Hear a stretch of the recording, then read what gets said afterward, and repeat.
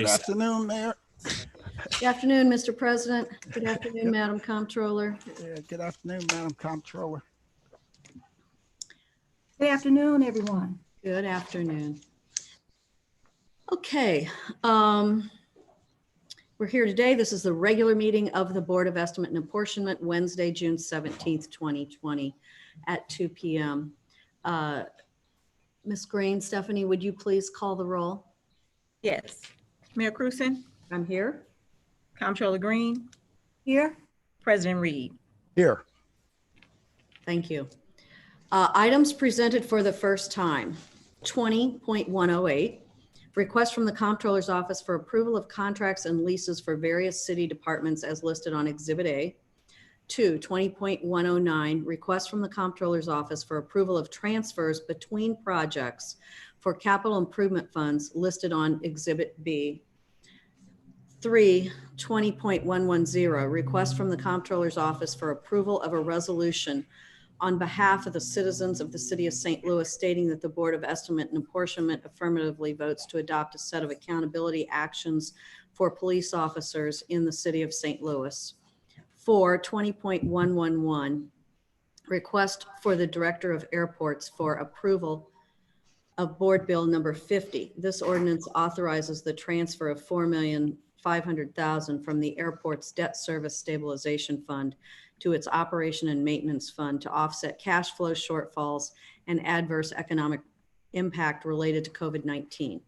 Number 5, 20.112, request for the Director of Airports for approval of Board Bill 64. This ordinance authorizes the second amendment to the banking concession agreement AL 278 with U.S. Bank at the St. Louis Lambert International Airport. Number 6, 20.113, request from the Director of Information Technology Services Agency for approval of the IT policy number 2020-001, acceptable use policy to be issued to all employees who utilize city IT resources. Number 7, 20.114, request from the President of the Board of Aldermen's Office, Chief of Staff, for approval of Board Bill 25. This ordinance authorizes the Director of Health to enter into a contract with the National Association of County and City Health Officials, NACHO, as part of a Center for Disease Control CDC grant. Number 8, 20.115, request from the President of the Board of Aldermen's Office, Chief of Staff, for approval of Board Bill number 45. This ordinance appropriates $9,354,000 of the City Public Transit Sales Tax Trust Fund, Account 1, to the Bi-State Development Agency for FY 2020 pursuant to Ordinance 63168, approved August 2nd, 1994. Number 9, 20.116, request from the President of the Board of Aldermen's Office, Chief of Staff, for approval of Board Bill 46. This ordinance appropriates $9,354,000 of the City Public Transit Sales Tax Trust Fund, Account 2, to the Bi-State Development Agency for FY 2021 pursuant to Ordinance 64111, approved 11/4/97. Number 10, 20.117, request from the President of the Board of Aldermen's Office, Chief of Staff, for approval of Board Bill 47. This ordinance appropriates $17,860,000 from the Transportation Trust Fund to the Bi-State Development Agency for FY 2021 under certain conditions. Number 11, 20.118, request from the President of the Board of Aldermen's Office, Chief of Staff, for approval of Board Bill number 49 and its attached amendments. This ordinance authorizes the receipt of and appropriates funds related to the COVID pandemic under the CARES Act, the Federal Emergency Management Act grant, the Bureau of Justice Assistance Coronavirus Emergency Supplemental Funding, and the Community Development Block Grant and the Emergency Solutions Grant, the Housing Opportunities for People with AIDS, and the Ryan White Grant programs. Number 12, 20.119, request from the President of the Board of Aldermen's Office, Chief of Staff, for approval of Board Bill number 52. This ordinance authorizes a supplemental appropriation in the amount of $6,676,888 to address revenue shortfalls and amends Ordinance 70963 for FY 2020. Number 13, 20.120, request from the President of the Board of Aldermen's Office, Chief of Staff, for approval of Board Bill 23. This ordinance, recommended by the Parking Commission, appropriates the payment of expenses for the Parking Division for the Treasurer's Office for the fiscal year beginning 7/1/2020 and ending 6/30/2021. Number 14, 20.121, request from the Budget Director for approval of the response to the Ways and Means letter dated June 4th, 2020 regarding proposed amendments to Board Bill number 1 for FY 2021. That's the extent of the agenda today. I move for adoption of items 1 through 13 as printed. I would like to separate item number 3. Okay. I move for adoption of items 1 and 2, 4 through 13 as printed. I would like to separate item number 13. All right. I move for adoptions 1 and 2, 4 through 12 as printed.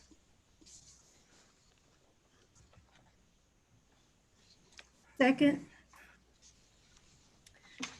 Okay, is there any discussion on items 1 and 2 or 4 through 12? Well,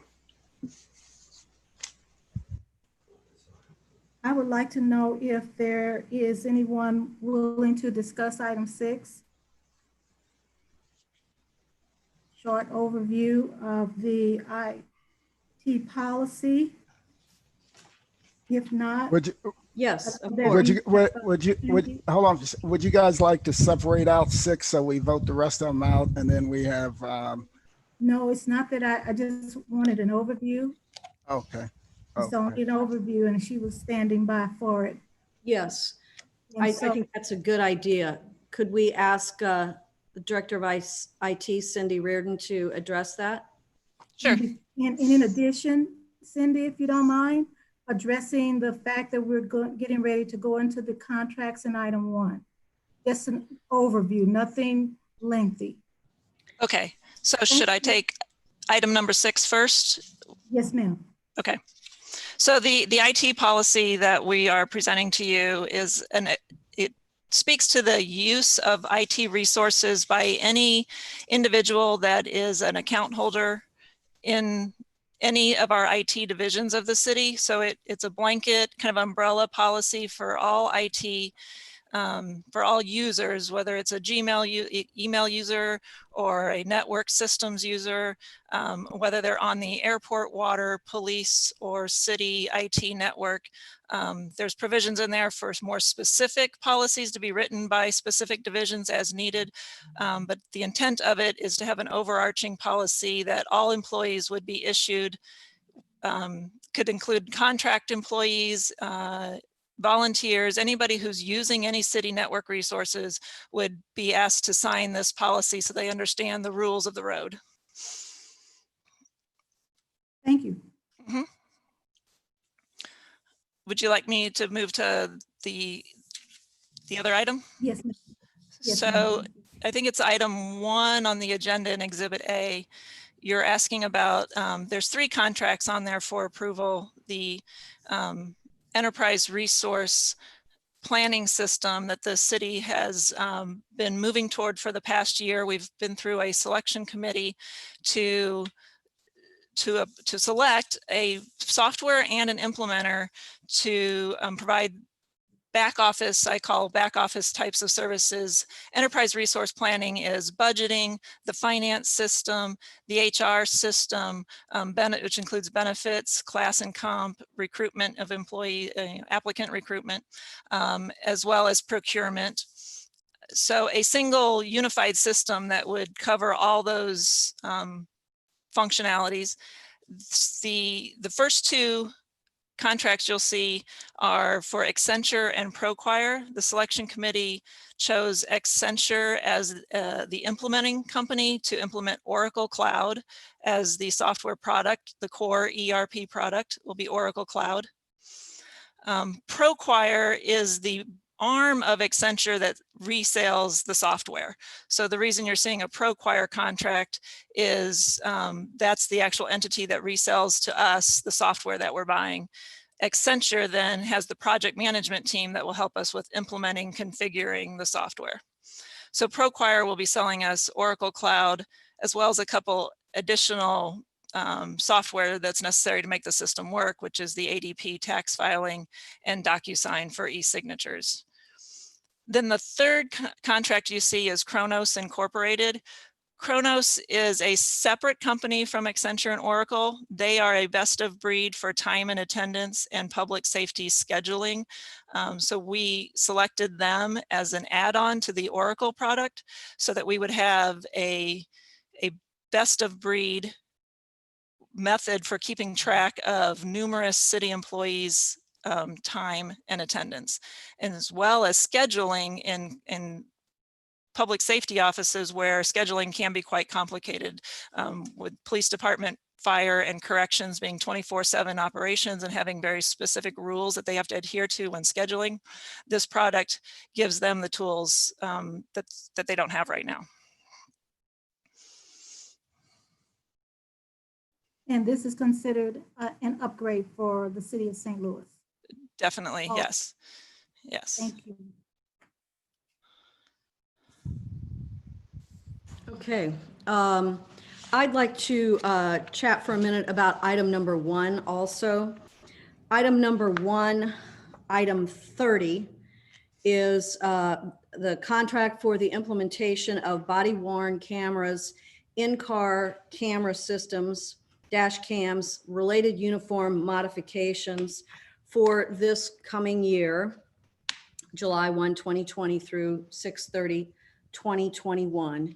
So I just want to report that the contract for the body-worn cameras and the dash cams is been signed by Judge Edwards, Chief Hayden, City Councilor, Madam Comptroller. It'll be coming to your office. It may already be there, I'm not sure, but it'll be coming to your office momentarily to get your signature on the body-worn camera and the dash camera. And when that occurs, and the contract is then, of course, properly recorded by the register, we will, within the next 30 days or so, begin to implement the body-worn camera and the dash cam system.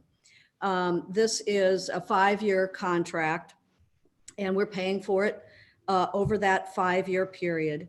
And we also have additional funds which are required for personnel to handle that data, et cetera, which are in different accounts. But I just want to point out this camera contract is literally ready to go. This morning, the Police Uniform and Safety Equipment Committee met.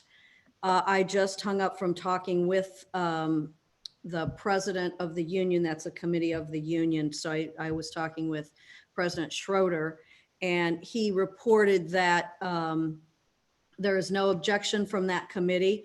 Of course, they do anticipate that this will be rolled out. This won't all be here on day one, and that we'll work through any difficulties that we have with that. So I think it's just important to point out that at this point, literally all the steps have been taken in order for us to enter into this contract. And I know that this is something that the president and Madam Comptroller have been working on for a long time. So has my office. And so it is a large expense, but it is something that I feel like, and I think you all agree, is a very necessary expense. So that will be being implemented here within about 30 days. That's the amount of time that the contractor, which is Utility Associates, let's say, yeah, a Utility Associates, would need in order to begin this implementation. So I just want to point that out, that it's in item number 1. Madam Mayor, if you would, I am really thankful that we are finally moving forward with body cameras. I remember in 2014 when I originally brought this issue to the board of ENA, and it's been a long 6 years to get here, and I'm also happy that the police union, they're on board. Uh, we need to find ways to heal the divide that exists between law enforcement and the community. Body cameras has been one of those things that have at least helped a little across the country. You look at the exorbitant legal fees that we have to pay on an annual basis. I'm hoping that this will offset that also. But it's been a long time coming, and I'm really happy that we're finally there. We're joining other police departments all across this country now with body cameras. And the discussion essentially really grew out of what happened in Ferguson in 2014. So 6 years later, we're there. I'm really happy and just thankful to everybody that has played a role to get it done. I have a question. Uh, Before the question, though, I wanted to say thank you to you, Madam Mayor, for wanting to discuss this item, because I agree with the two of you that this has been a long time coming, and I agree that we need to move forward with this purchase. I want to know, is this particular line item purchase of the result of the RFP that was, of course, from your office? I believe it was July 2019. Is this this company, is this a result of that, that RFP?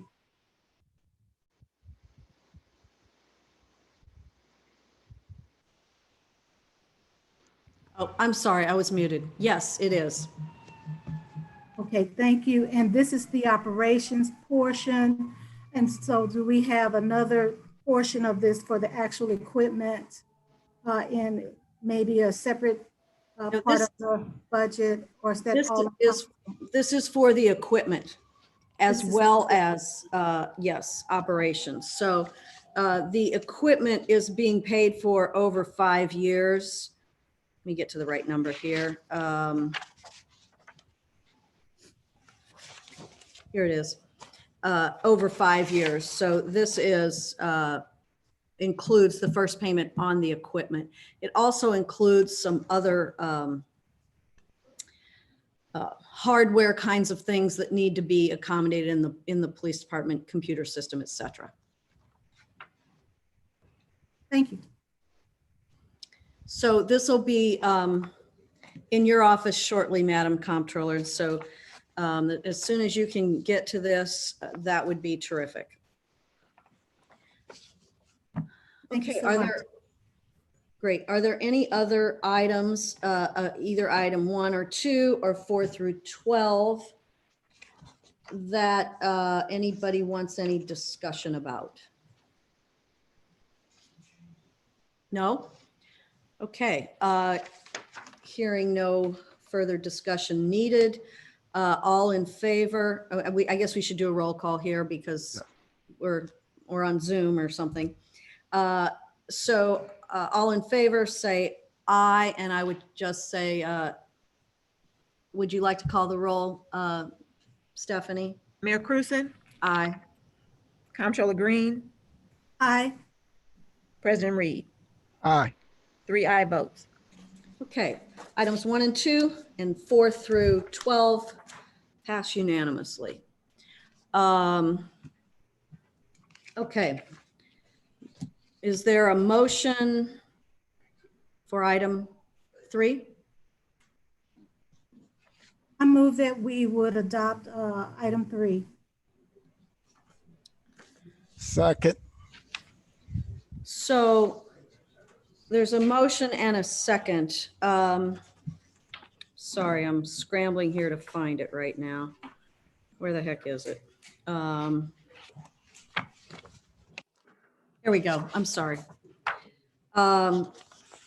So this is a resolution presented by the Comptroller to, which is a bit unusual for the Board of E&A to do a resolution, but it's presented by the Comptroller in order to give support to some much needed reforms. I would like to say, I just got this yesterday afternoon, I don't know, 4 o'clock or something like that. And I wanted the city councilor to look at this because of the last item, which calls on us to end qualified immunity for police. And I think, that is something that I think the city councilor really needs to look at before we give up the immunity. The immunity, it's my understanding, and this is not a full understanding yet, but the immunity is conferred on individuals by the federal and state government. And so it's not really ours to pull back. And so certainly zero tolerance accountability action plan. But I am concerned about ending qualified immunity for police. I think that really needs to be done at a bigger level. The only people, this is my understanding right now, the only folks with qualified immunity are judges, prosecutors, police officers. And so for us to pull that qualified immunity just for the police officers for the city of St. Louis, I think one thing would be, do we have that power? I think maybe not, but I do want to get a legal opinion on that. And then, we can, from my point of view, we can make a decision on that later. If you look closer, I'm actually not asking for the ending of the qualified immunity. Right before that, you see the word equivalent. It is quite true that we, at this point in time, need to look towards reducing excessive force.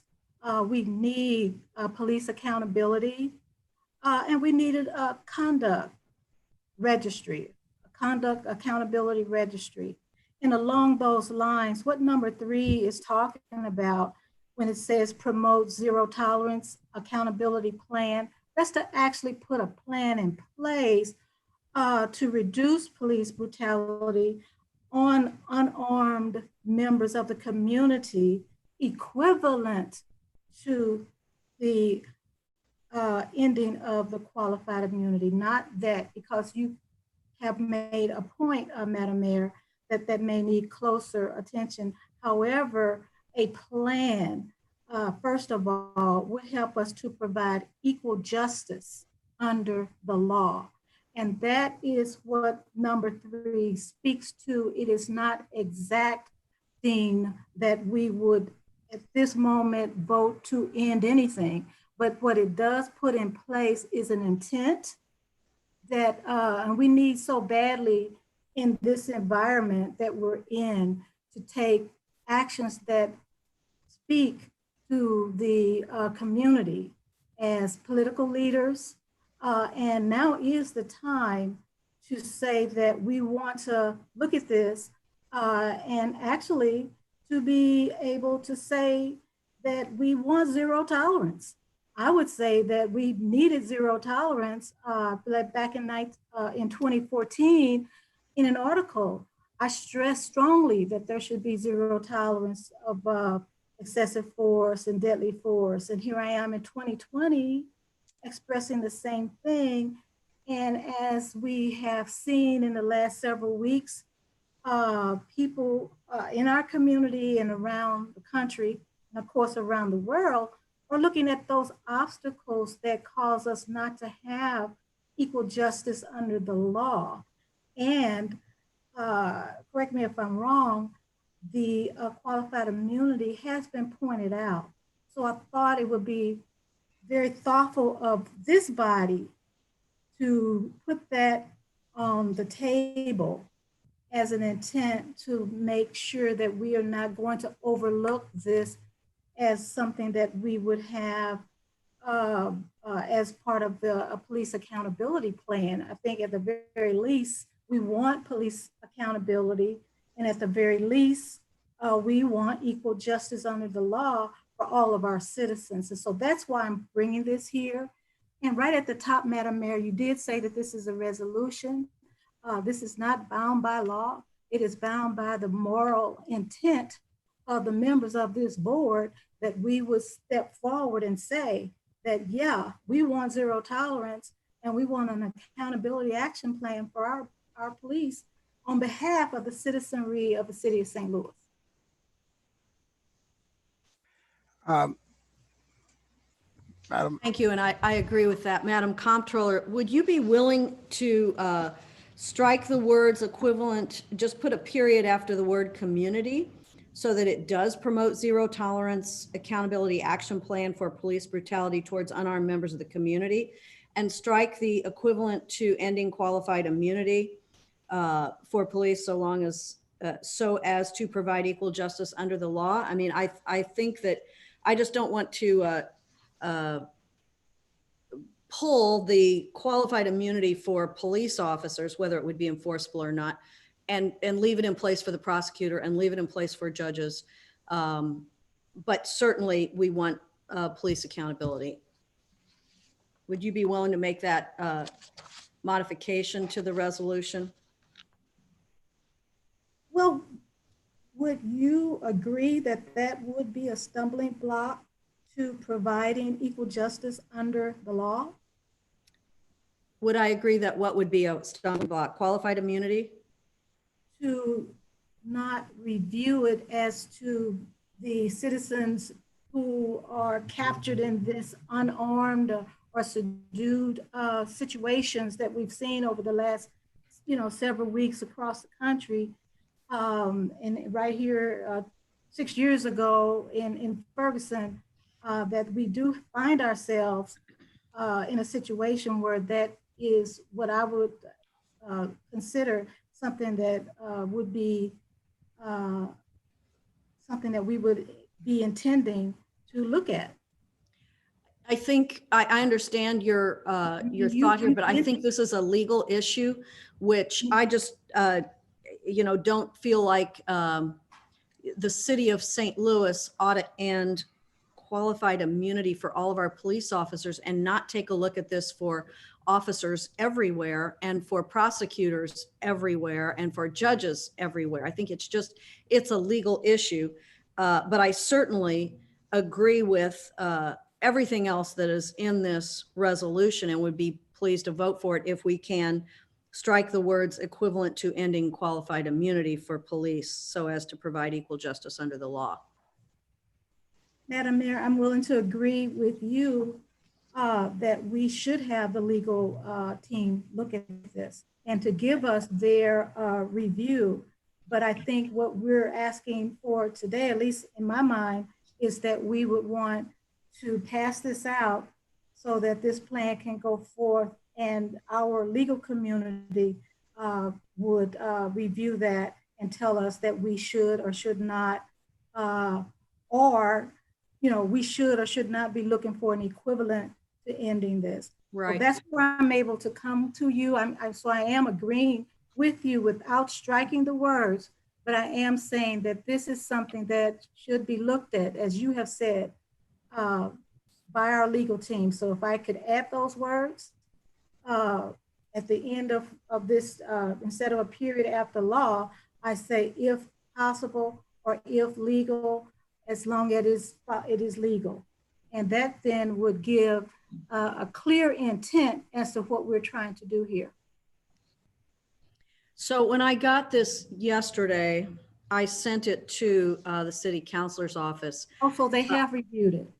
No, our city councilor has had a death in the family this morning. And so I was not able to get that back by 2 o'clock today. So, when I first read this, I thought this bears some legal review. So I am willing to vote for this, provided you strike equivalent to ending qualified immunity for police.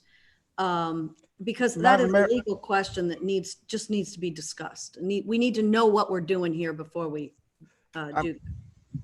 Madam Mayor, if you will, I have a couple comments. Sure. All right. So this is a resolution of the Board of E&A, right? Which isn't something that we see much at the Board of E&A. This resolution has absolute zero power to compel the chief, the public safety director, anyone in city government to do any of these things. Without even talking to the city council, I can tell you we do not have the power to end qualified immunity in the city of San. We are a child of the state, right? So we don't have that power. But again, I think it's important, especially for the people that may be watching this meeting, who may go away from this meeting saying, okay, the Board of E&A has taken steps to do X, Y, or Z.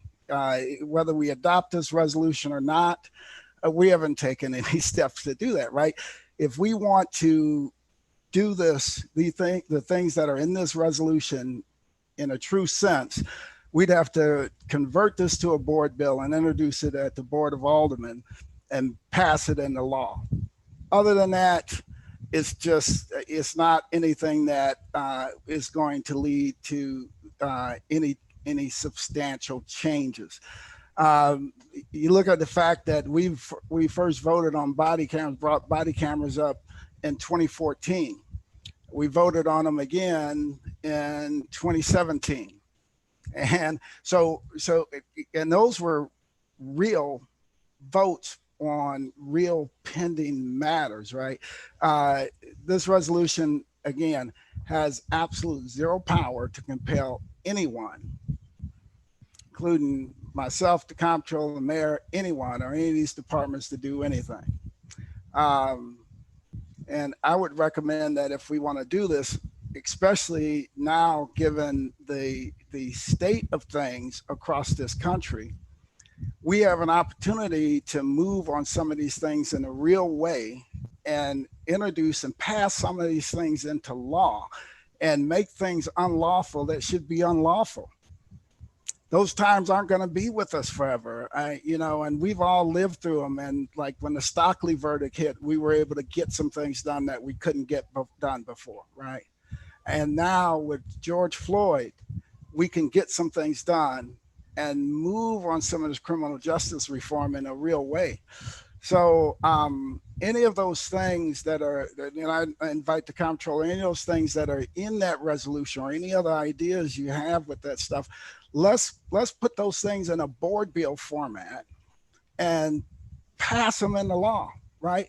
So that they, they outlive all of us, so that we have an opportunity to change the future of our city and this nation. So again, this is a resolution of the Board of E&A.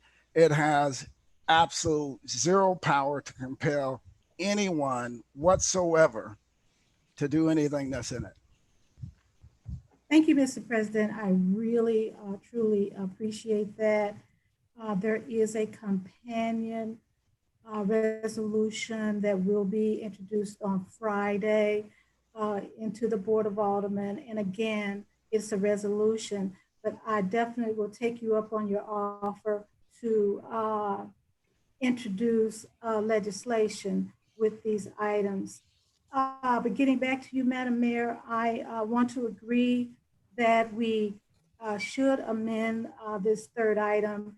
And here's what I propose, that we would add language at the end of the last sentence that says, if it passes legal review. That then gives the comfort level that I think that you're seeking. So just from my point of view, I'm unwilling to strip something from the city of St. Louis only police officers and yet leave it in place for all of our judges and all of our prosecutors. So I'm unwilling to agree that we should strip qualified immunity from our police officers.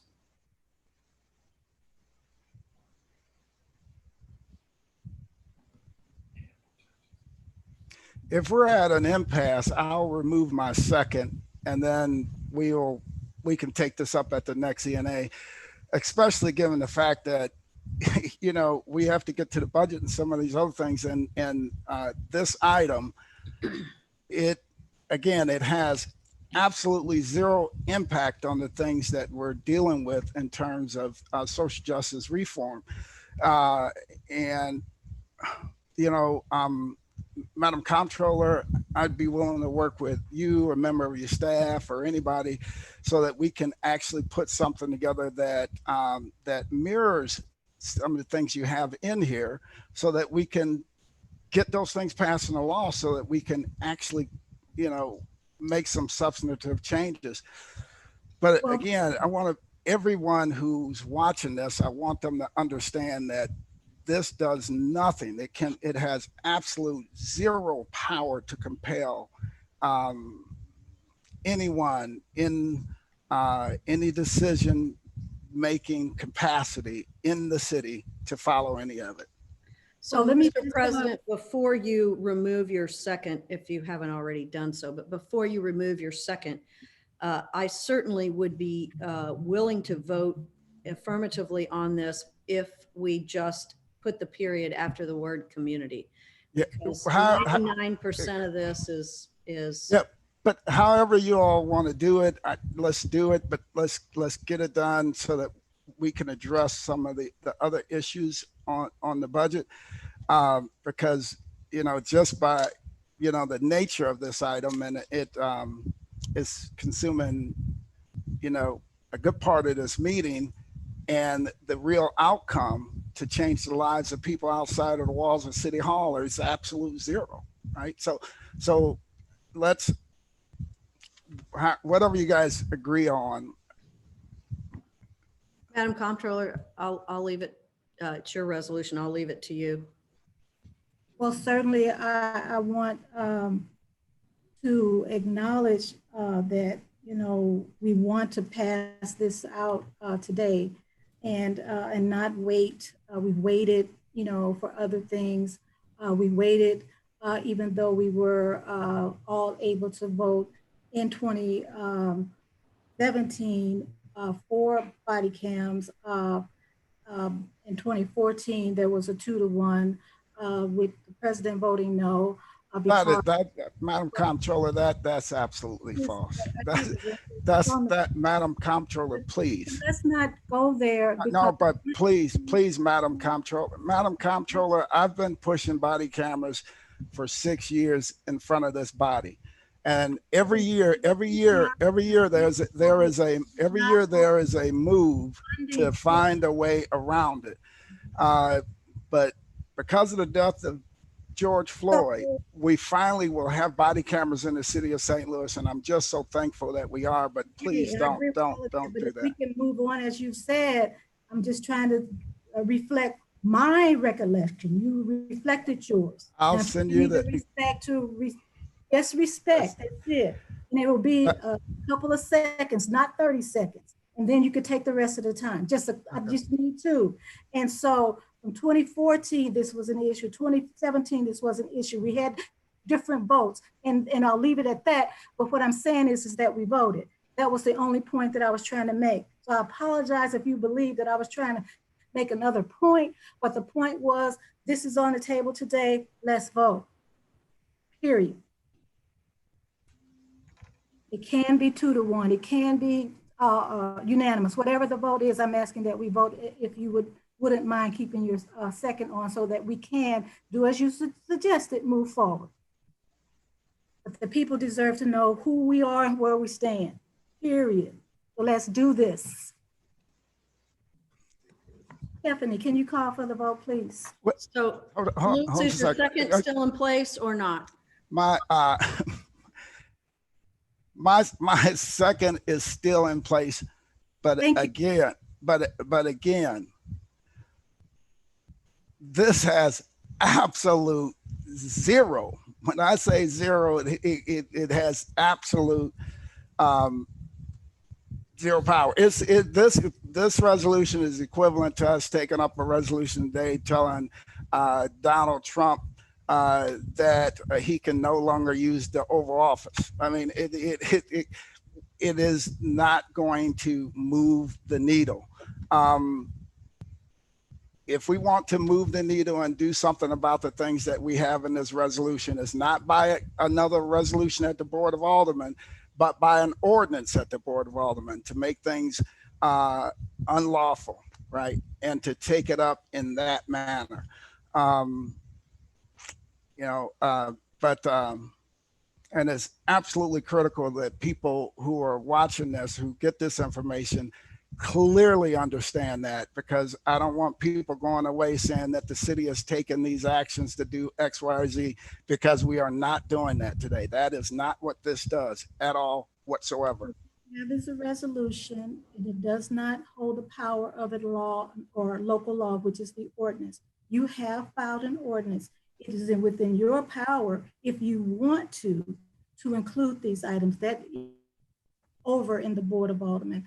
So I want you to know that I believe not only of the people on this at the meeting or the board, but the people watching understand the difference between a resolution and an ordinance. So I think that's clear.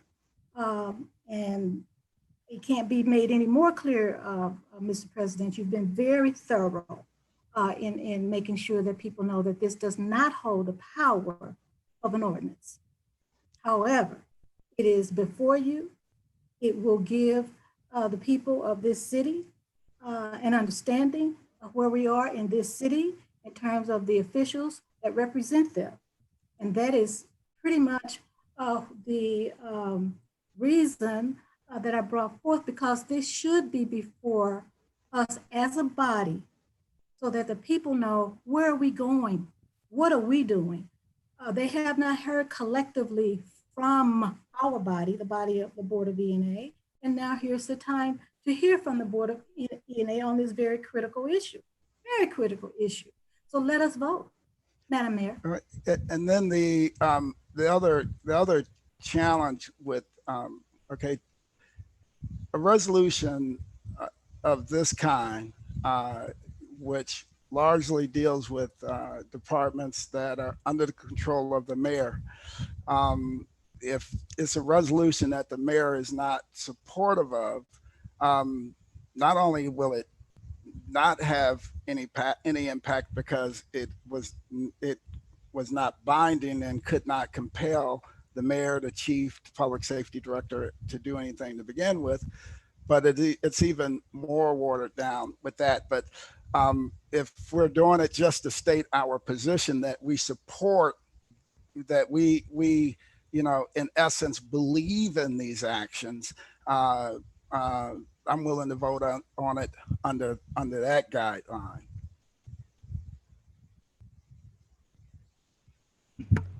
I'd like to make another suggestion here, which is to take the third point.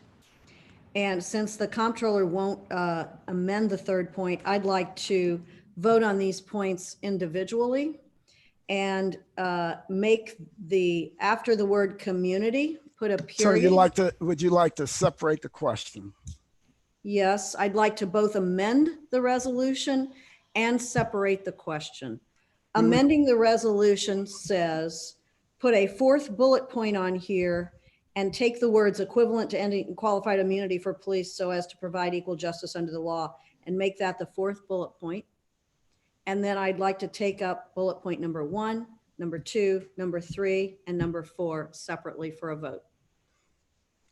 All right. Could you repeat that, Madam Mayor? Yes. So my as a member of the body, you could just simply state that you want to separate the question and ask for I want to do two things. I want to, 1, amend the resolution, and 2, separate the question. All the right. first thing is to amend the resolution to take the words equivalent to ending qualified immunity for police so as to provide equal justice under the law, and put it in a fourth bullet point separate.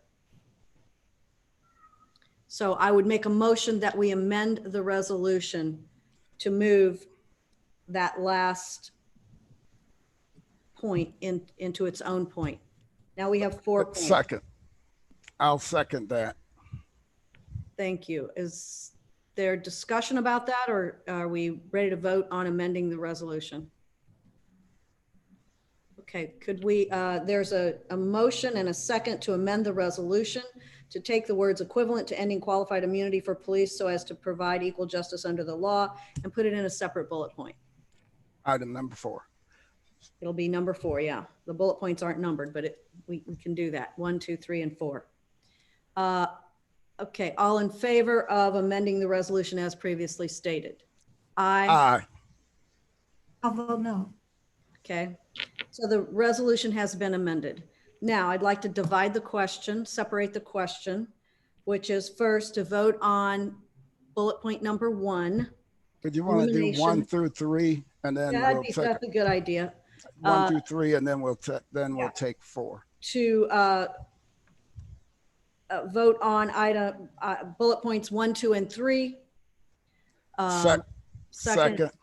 Okay, all in favor of adopting bullet points 1, 2, and 3? Aye. Aye. Aye. Okay, I move that we adopt item number 4 for qualified immunity.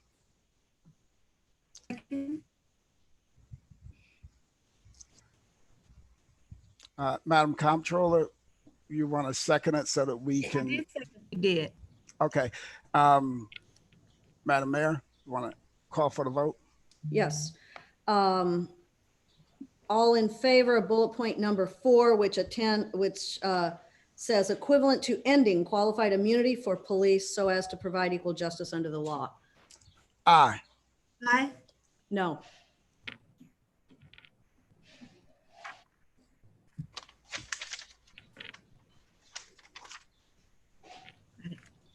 Okay. Item number 3 on our original agenda, we're finished with that. Now we're going to go to item number 13. We can have the budget director. Well, that's item number 14. Remember, So item number 13 is a request from the President of the Board of Aldermen's Office, Chief of Staff, for approval of Board Bill 23. This ordinance recommended by the Parking Commission appropriates the payment of expenses for the parking division of the Treasurer's Office for fiscal 7/1/20 to 6/30/21. Madam Mayor, I thought there was a request for item number 12. Also, was there a request for item number 12? We passed item number 12, Mr. President. That was the Yeah. supplemental appropriation. Yes, we did, but I thought that there was still a request for some further discussion. Forget about it. We'll take item number 13. Item number 13. Someone asked to separate that. I'm not sure who it was. I asked to separate that out, Madam Mayor. I move that we adopt item number 13. Is there a second? Yeah, I'll second that. So item number 13, there's been a motion and a second to approve Board Bill number 23. Is there any discussion? I just received a letter from the Chief of Staff and Counsel for the Office of the Treasurer regarding this item. And I understand that there's still a pending case that has not, that is still in the circuit court, and that there has been a date set for this pending case of June 29th. And this letter is speaking to the fact that this item would be premature.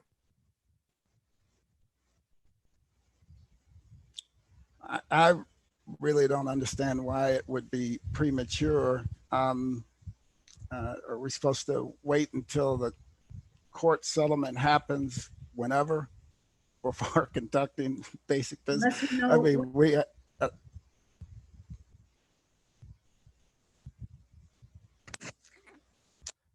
Madam Mayor, your mic isn't turned on. I keep doing that, I'm sorry. Okay. I believe this is just to appropriate the funds that have already been budgeted for next year to run the parking division? And it has been approved by the parking commission? I know the budget director is there. Can I ask the budget director, since he's been in the city budget office, if he doesn't mind, I'm trying to recollect, has the Board of E&A ever had this item to approve at the Board of E&A? That's a simple question. If the budget director wouldn't mind telling me, I've been on this board, I guess this is my year 25 for me as the comptroller. I've not seen it. As budget director 2 years prior, which would make that 27 years, I've never seen it. And I know Paul Payne was here prior to my coming into the city government. Paul, am I correct that this would be the first time an item that comes, that has to do with the parking commission come before the Board of E&A for appropriation, as there are separate laws that cause it to be approved by the Board of Aldermen and as well as the parking commission? Yeah, I don't know if it's first time, but I'm not familiar with it coming up and on any sort of regular basis before E&A, no. It certainly hasn't come up in the last 4 years, Madam Mayor, since you've been mayor. I mean, I don't know if you know whether or not you've seen it 3 years, and this is your, I guess, your fourth. I'm just curious, but I just wanted to speak to my experience. I've not seen it. And it's, I guess it's basically to the point that the president of the board was trying to make is why, what are we waiting for? I think we want to wait until the court rules, and that's simple. But if we don't want to wait till the court rules, then I guess you can rush this if you like. Well, I don't recall if it has been before the Board of E&A before, but certainly I know that the parking division budget, it's important that that be appropriated. I do know the parking division budget over the years has certainly gone before the Board of Aldermen.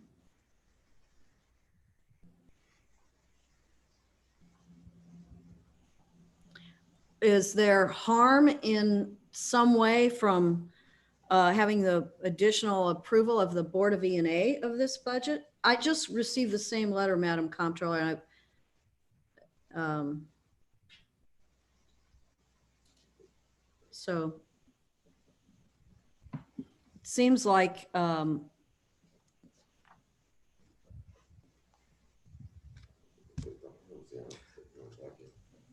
you know, no budget, no operation. I don't know. Yeah.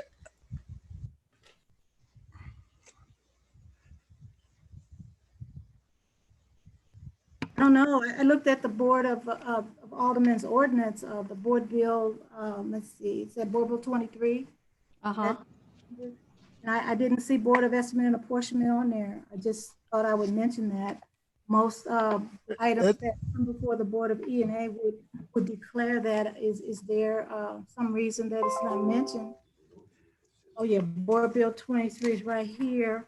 And I was reading through it and it didn't say anything about it. It talks about appropriations all the way through it, parking division of the treasurer's office all the way.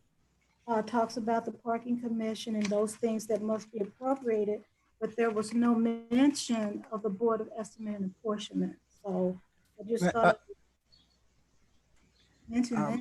So I know it's important that we are able to pay parking division employees, that they're able to spend money. So, Madam Mayor, if you remember, I believe the city councilor spoke to a very similar issue concerning the parking division in the treasurer's office a month or two ago. so I don't see that there's any harm in us taking this up. I think it's certainly important that they have a budget that's in place. If you know, if the city council comes back later and says, well, Board of E&A didn't need to take it up, it does not hurt us at all. But what will hurt is if we take this up at the board tomorrow and find out later that when the city council is back, find out later that the Board of E&A needed to take this action today, then the treasurer's office and the parking division will not have their budget.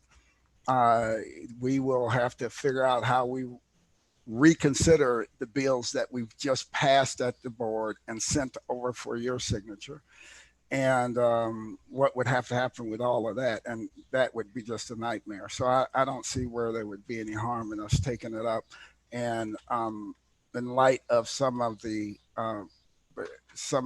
conversations we've all had with the city councilor in the past concerning the budget, the treasurer's office, parking division, and their budgets. I would agree with that.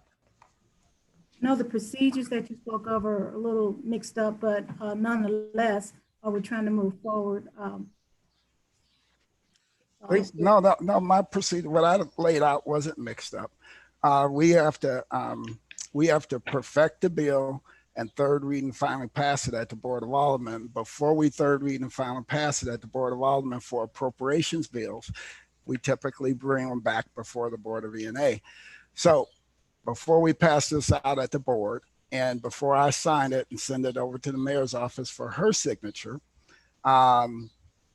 it will not hurt us at all to take this up, to at least vote on it one way or the other, so that if indeed there, it turns out there was a requirement for the vote today, that we will not have to hold another special meeting at the Board of Aldermen to move to reconsider the vote on Board Bill 23 to bring it back to the previous calendar, off of the mayor's desk, off of my desk, and put it back in the hands of the full board for further discussions, right?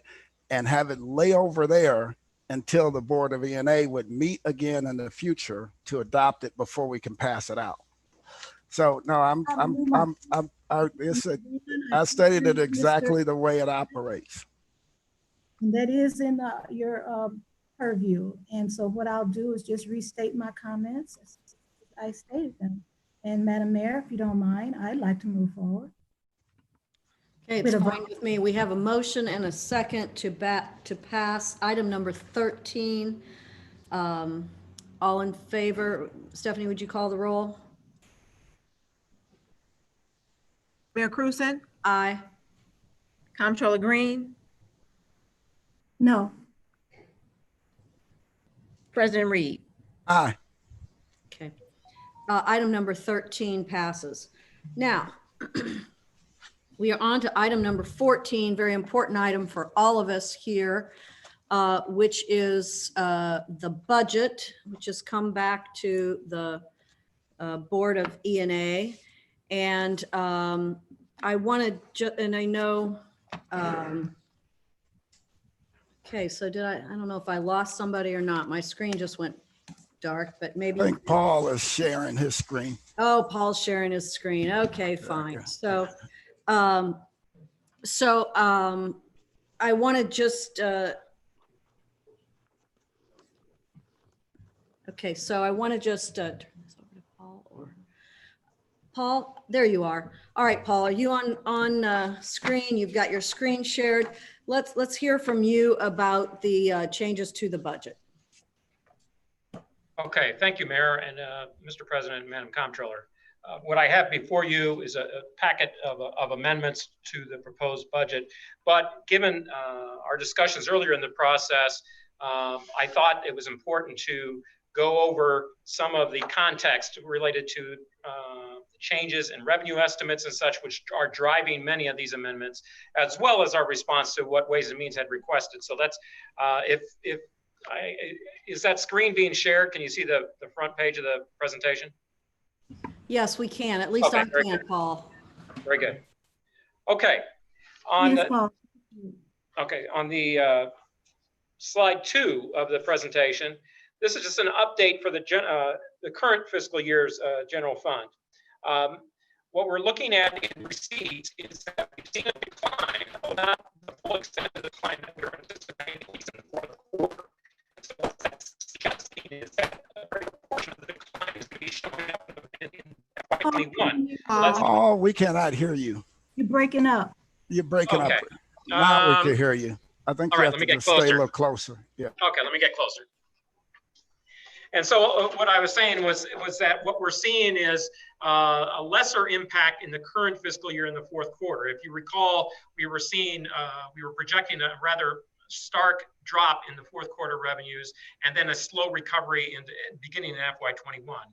What the numbers beginning to indicate is that the drop in the fourth quarter is not as stark, but it's going to beginning to bleed over into FY21. So what we're seeing, what we're beginning to see is that FY20's gap is shrinking, but FY21's gap is growing. And as what I've got here on these first few slides shows you what actual collections from some of our what we were expecting to be impacted revenues. If you look at the earnings tax receipts, I've highlighted there, this is just basically on a monthly basis. These are actual gross collections before deductions and all. So, but we track those to see what the trends are. You can see in April and May of last year what those were, and those are highlighted. But in April and May of this year, they are down 35.3%, which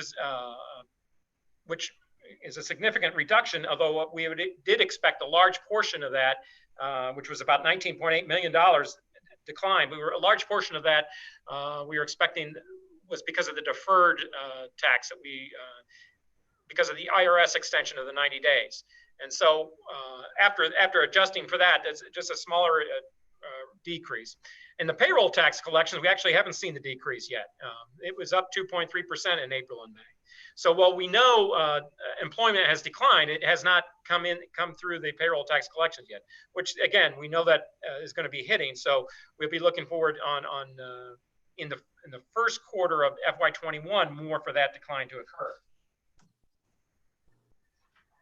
Go to the next slide. On sales tax, we actually saw a significant decline of April and June of 15.3%, which is very significant, although less than what we had anticipated. Though in June, you can see where the fuller impact declined from 4.31 million last year to 2.88 million. That's a decline of over 33% in the month of June, which was, again, for prior months. We received the payments for the sales tax the first month of June. So that's going to be our last receipt for FY20. Now, the local use tax receipts actually was a surprise. We saw, if you recall from when I presented the budget, we actually were down 7.5% through the month of April. But then May and June jumped significantly, over $5 million for each of those months. So that was an increase of 35.6%.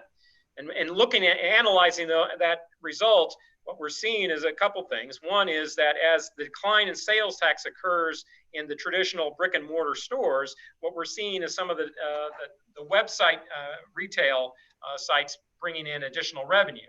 And we also saw, I believe, Wayfair payments beginning to show up, similar to what Amazon did a number of years ago. Now, unfortunately, this is not an equal trade. The decline in sales tax is worth over twice what the increase in the local use tax receipts are. So we're going to be have to adjust our budget in FY21 to accommodate that. So it's a good thing to see use tax increase, but again, the sales tax decline will have a greater significant impact. And where you can definitely see the stark declines are in our tourism industries. Hotel gross receipts tax, you can see through April and May was down 26.8%, but that month of May was down over 51%, and we're expecting about a 90% decline over the next month or so. And then if you look down below on the restaurant gross receipts, that was clear and stark. April and May period was down 83%. Last May, we had received 1.32 million. That was about 230,000 in that month. So you can see where the real stark impact is on those receipts. And finally, gaming, as you know, with the casinos having been closed up to the current month, we've also seen a decline in April-May period of 76% with no receipts for the month of May. So what does this do for the current fiscal year? As I mentioned, the current fiscal year, the gap is narrowing, but the next fiscal year's receipts gap is growing. So what we're seeing is actual decline over third quarter. Remember, the third quarter was what we were looking at as sort of our base before COVID happened. And if you recall, that would our overall decline was going to be something in the $30+ million range, over $35 million. Well, now we're about $20 million better than that. So the results of the changes that we're going to have to make are less for 20 and more for 21. And you can see what the change on that, the earnings tax deferred to next year, that has come down a bit. We were originally estimating 19.5, now 16.2. And some of the other declines are a little less than before, so you can see that. Now, this next slide, slide 7, tells us how we bridge the current year's gap. And Mr. President, this sort of addresses item 12, which was the supplemental appropriation that you had mentioned earlier. All right, thanks. Sure. And so what this does is basically here we're projecting to underspend the current year based on payroll of $6 million and some non-discretionary accounts for another $4 million. So that would be a $10 million under budget for spending. But then we also had the supplemental appropriation, which was $6.7 million, which identified those items that we can defer or use for supplementing general fund revenue. And those items combined was $16.7 million, and thus you bridge the gap. Now, the biggest change here is, if you recall, when we talked about that deferred earnings tax following in July, how we would need to pull that over to FY20 because we didn't want to draw on fund balance and end up with a deficit. Now it looks like that won't be necessary, simply because of the way that the revenues are shifting. So what we're going to be proposing is that then any deferred amount that we could utilize that for FY21, given that we've covered FY20's deficit. Again, there's a lot of moving parts here, and there's a lot of change between the two fiscal years. But the goal is to end FY20 on a break-even basis and then address the projected gap for FY21. So that brings us to FY21. So then this slide on revenue projections. If you recall, we had the proposed budget where we had a base budget scenario and then an alternate worst case scenario. And we said we would be prepared should it become worse. So what this does is basically adjust a lot of the assumptions in revenues so that we end up with a scenario that's somewhat in between our base and our worst case scenario. And if you can look at those various funds, you can see that decline, whereas before it was overall those funds below represent some of the impacted sales and use tax funds primarily. Whereas in the base case, we were expecting to decline of $50 million, and the worst case was $88 million, over $88 million. Now we're somewhere in between at about $67 million.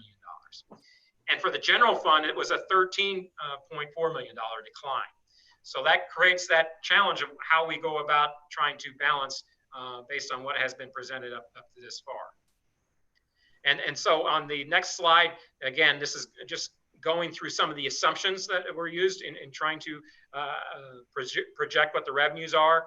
And just, I'll go through some of these details. For instance, on the earnings tax, on our base case, we were down 10% for the year, and the worst case was 20%.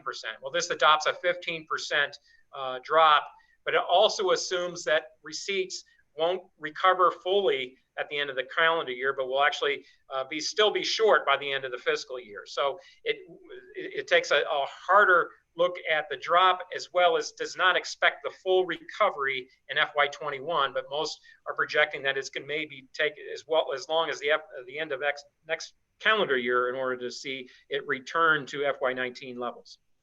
And the same is true for the payroll tax. So I've got a 15% drop from the prior year, and then the fourth quarter is still at 85% of the FY19 levels. The sales tax, if you recall, I had a 50% drop, so I'm not quite as drastic on the 50% drop, but so I've got it at 35. But then again, we're not recovering the full amount. It's not fully back to health at the end of the calendar year, but it is still short at about 80% of normal capacity at the end of the calendar year. Hotel tax, again, we're down 80%, assuming at the beginning of the month, with a slower recovery at about 5%, and then also resulting in a 25% down at the end of the fiscal year still. So it'll take another fiscal year or so to recover at that level. Same thing with the restaurant tax, although it would be assumed at a 70% reduction rate. Local use tax, I've actually got that on a higher base simply because of the results we've seen so far. Although I've dropped it a bit of 5% because I'm not quite sure of that new base yet. We want to make sure that's established. But we are flat at that 5% lower level. And then gaming, again, is a graduated recovery starting in June, which is with the casino reopening. But the recovery pace is 5%, and then still about 15% below normal by the end of the fiscal year. So what does this do? What does this mean for the proposed budget as it exists? Well, here we have our general fund revenue adjustment of $13.4 million. So if we bring in the use tax, now the use tax would be two things. One, you'd end up about $4 million higher in the current fiscal year than we were anticipating. Plus, your revenue would be higher by about over $5 million. So if we bring in those revenues to offset part of that gap, that could help offset that gap. Plus, we have some other funds, primarily the Fund 1120. That's the graduated business license we are expecting to decline in. So that would be a $200,000 loss there. We also have the gaming fund, which is Fund 1121. Actually, there's a deficit this year, which we are going to have to reduce the contribution to in order to bring back up to par. And by doing that, that actually contributes to a plus on the plus side next year. And then the Fund 1123, that's that half-cent sales tax from 2008, which is also running deficit. And because those funds run deficit, the general fund's the backup for those funds. The general fund has to pick that up as well. And then we all have the capital fund, which is going to be the hardest hit simply because the capital fund is funded both with sales taxes, both the half-cent capital economic development sales taxes and park sales taxes, as well as gaming funds. So that's another $1 million hit to the general fund. So net, although that's about $5.5 million. Plus, we have proposed changes by Ways and Means. Now, Ways and Means proposed offsetting the contribution to the reserve, reduce the contribution to the reserve of $2.4 million, offset by a parking fund contribution. We also reduced the contribution to the affordable housing by Ways and Means, and which is being offset by the CARES Act funding. That was $1 million. But then they also increased an increase in their award capital by $4 million. So if you take all that into account, that's about a $6.5 million gap that we still need to cover. And going on to slide 12 are some of the items we're using to bridge that gap. Moving special fund reallocations, moving PDA, that's a portion of that remaining amount to the Economic Development Fund, about $250,000. Allocating a portion of the Workforce Development Fund and Neighborhood Revitalization Fund, $1.1 and $1.5 million respectively. This is not reducing their budget. These are funds that have not been spent from prior years that we were trying to throw into this, bridging this gap. And so what I wanted to point out is that, again, under the line items, it really does not affect what they're proposing to spend. But it was difficult trying to avert cutting services when we had unspent monies from the prior year to do that. Special Parks Fund, similarly, this was a balance that was in that Special Parks Fund, which we're offsetting parks and recreation maintenance costs of about $600,000. And then moving that $80,000, which is in Fund 1010, to the Department 800, which has got Fund 1125 Prop P monies, which has the other balance of the public administrator subsidy.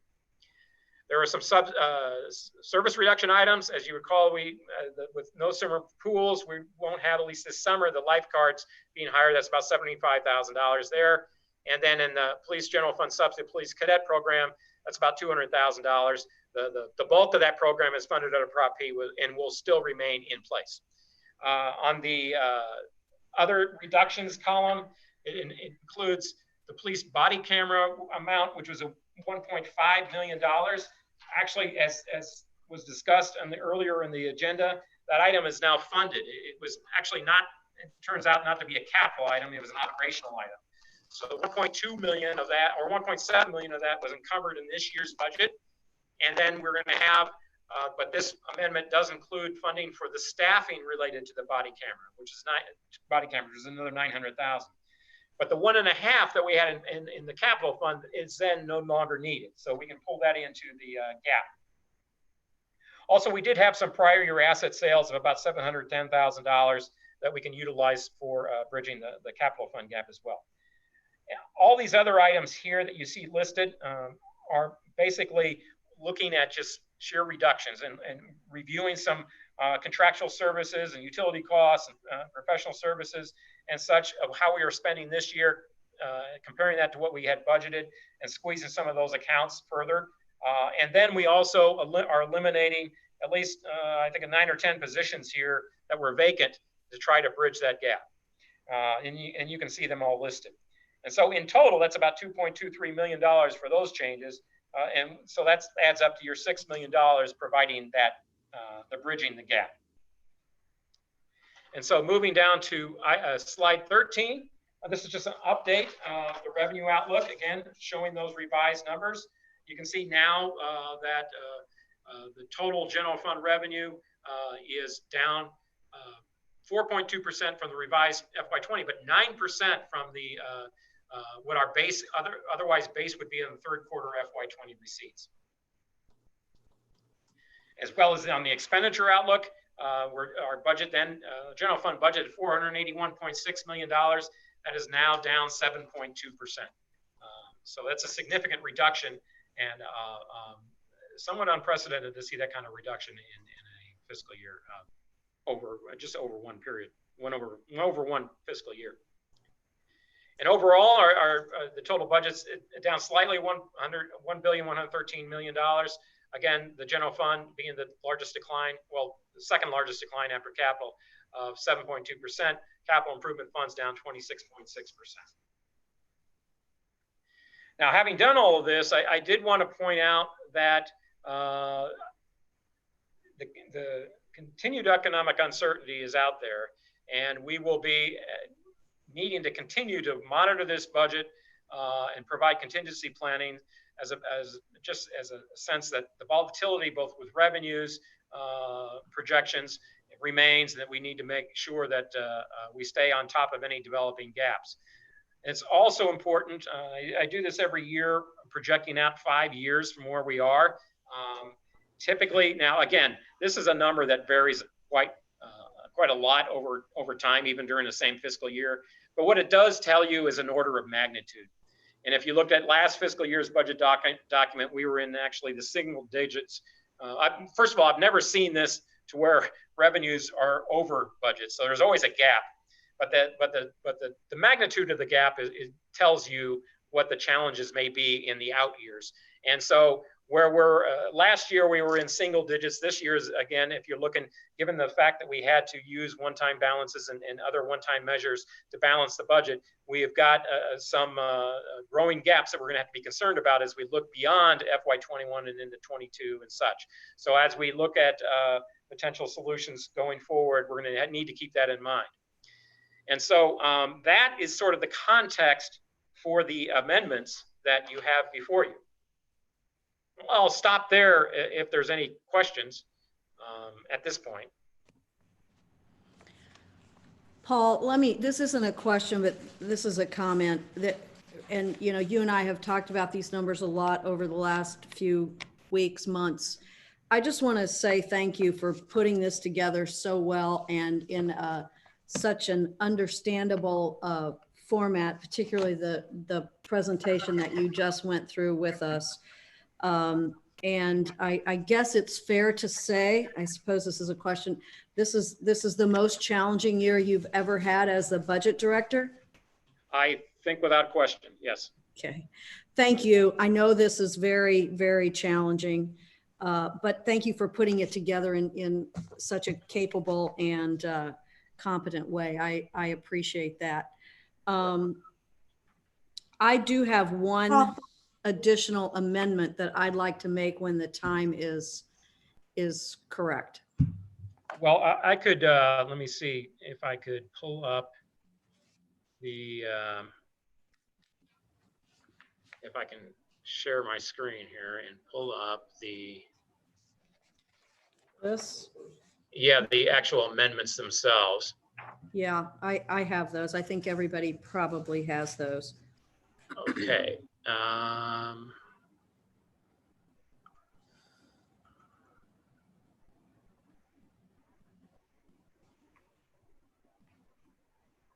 See if it comes up.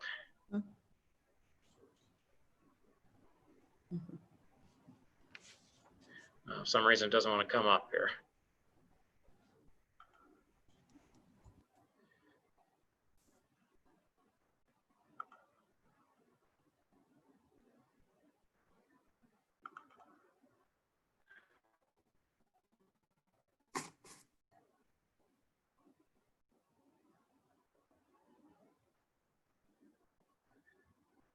Let me see if I can.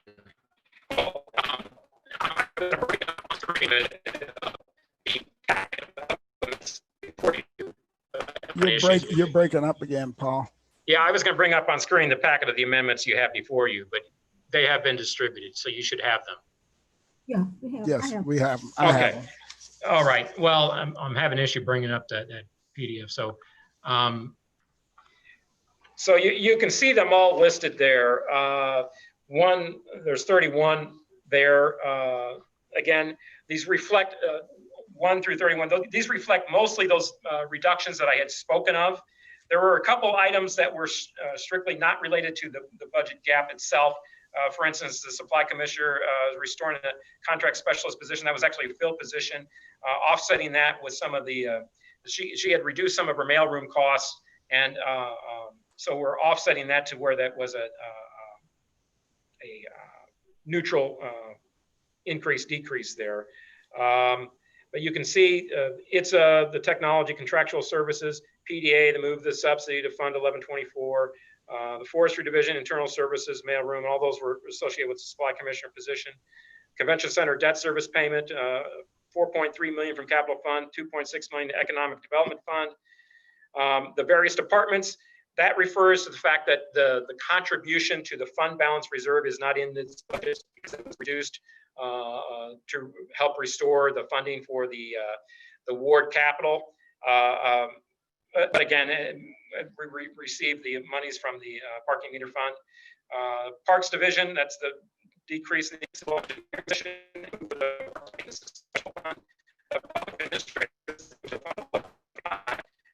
511. Breaking up. Excuse me. Oh, I'm sorry. The traffic division, streetlight utilities, the vacant towing division, tow truck operator position, 2 vacant utility worker positions in this division of streets. The building commissioner had a vacant zoning inspector position, neighborhood stabilization, 1 vacant customer service manager. In the police department, a number of reductions here. There's the 200,000 for the cadet subsidy and 2 vacant civilian positions there, and the reduction in 100,000 in professional services of 453,000. The police department, again, if you recall, when I mentioned some of those other funds that we had to make reductions for, so a portion of the police department's being used, the use tax fund, to offset the decrease in the sales tax and the increase in the use tax. So that's a balancing act there. Item 14B there is the provision for the staffing for the body camera program. 15 is human services correction to the directors of human services salary. The 16 is the facilities management police unit utilities account reduction. 17 is that reduction that corresponds with the Ways and Means reduction of $1 million from the Affordable Housing Commission to be offset with the CARES Act funding. Items 18 is the police department. Oh, I've already gone over that one. The 19 is the animal care control, vacant animal control officer. Number 20 is the assessor's office, another vacant government services analyst position. item 611, item 21 is Department 611. That's the $1 million increase in the special fund for the fire department to address their scuba equipment. So one of the items that came up in Ways and Means was to finance, was that $6.5 million cost of breathing apparatus for the fire department. And this would enable them to go out and finance the purchase of that $6.5 million equipment, which is needed in the fire department. So Paul, it's not Yes. scuba equipment like diving, it's breathing apparatus. Yeah, For people looking at home, fire department's not going scuba diving. They have the ability to do that. This is breathing apparatus. Yeah, I think technically it's self-contained breathing apparatus. So yeah, but it's not, you're not talking underwater. You're talking what they need to do their job. So the, where was I? The citywide accounts gaming fund, that's the projected revenue reduction due to the capital fund because of gaming fund decline. Same thing with the police department, that's 24B, and that they're funding for the reduction of gaming funds. 25, the special parks allocation that I mentioned earlier, about $600,000 to offset park maintenance. 26A and 26B, these are the balancing between the declines in the public safety sales tax amounts. 27 is the flip side of the PDA move to the subsidy from Fund 1010. And 28 is the citywide accounts, convention center debt payments, reduction to revenue to capital fund. And the 29 is the increase to the public subsidy for the public administrator. The final two accounts, or final two items on that list are the capital fund. Again, one of the major items for the Ways and Means Committee was to restore some of the ward capital to the extent of $4 million. And that is item 30. And item 31 is the just the natural reductions in some of those other capital items because of the decline in revenue that's anticipated. So a lot of those parks capital accounts and all will have less money simply because we have reduced the revenue estimates. And all of these in detail, this is the summary, and all of these amendments in detail are behind that summary. I should point out there's also a note in Board Bill 1 such that, remember we had provided that any monies that would be received from the deferred earnings tax would be retained for FY20. Given that we don't anticipate that to be the case, what we are saying is that we should probably revise that wording to be that in the event and to the extent that it's needed. We don't expect it to be, but you don't want to leave yourself high and dry in case it happens. But we don't expect to be pulling that money back for FY20 at this point, but we do need to change in that language. And that's the extent of the amendments. I know there's a lot there, but if there's any other questions on those, I'm available for discussion. And Paul, I have one more amendment that we have just, you all have just received, and I believe Stephanie acknowledged receiving this. And Paul, this is something that you and I have been talking about. We really want to find the money to fund a program called Cops and Clinicians. And for folks who don't know, Cops and Clinicians, we've run 2 pilots on this. This is essentially putting social workers, mental health workers with the police department in the first district and the 6th district to begin with, in order to help police respond to calls that really should be mental health calls, social worker calls, neighbor disputes, those sorts of things. And if we're able to do this effectively, and extensively, we will certainly take some of that off of our police officers. So the program, the estimate for this program is for this coming year is $864,500. Dr. Will Ross Dr. Will Pinkney, in my office, who's the Director of Children, Youth, and Families, has worked to put this budget together. And as you can see on the sheets that's attached here, it outlines the community support workers, a project director, mental health providers. and begins to establish this as an integral part of our budget. Now, how do we pay for that? And I know, Paul, you and I talked about that a lot. Excuse me. My proposal here is that this funding come out of the MSI budget. $860,000 is the proposal to remove those funds from the MSI budget. Now, you all know MSI has historically been about a $16 million budget. This year, through a lot of work, this year meaning the next year's budget, that budget has been reduced to 8.5 or $8.8 million dollars. And we think that through some careful planning and execution that we can reduce that again by $860,000 so that we can implement the Cops and Clinician program in the 6th district and the 1st district. 42 shifts per week. You have this in front of you in districts 1 and 6 with 3 social workers in each district per shift from 3 in the afternoon till midnight, for a total of 6 social workers needed per day, 7 days a week. So I hope that, I mean, this was hard. We looked everywhere for this money. Paul, I know you looked everywhere for this money as well. And, but I just think this is so important that I really would appreciate the Comptroller and President's support on making this change, reducing MSI by 860 and using it. It'll go to the health department in order for the social workers to work with our police department. So I'd like to move, if I can, since I probably should have moved this first, I'd like to move to amend this amendment to Board Bill number 1. I'll entertain this. I'll second. Sorry. Thank you. A second. Is there any further discussion? Yes, I just received it just now. And Right. I do appreciate having received it just now. I think that as described by you, this would be a program that would be assisting our police as well as our community. I can see that a need for social workers. I just wish that I had been previously had some discussion, since it appears you've discussed it with the budget director previously, and I didn't receive anything until, I guess, just now.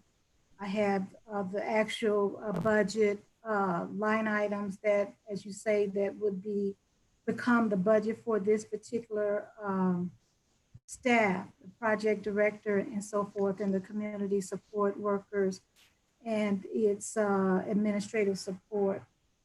And all of the equipment and other line items for the $864,000 budget. This, I assume, is the beginning of this particular effort, a pilot, if you will.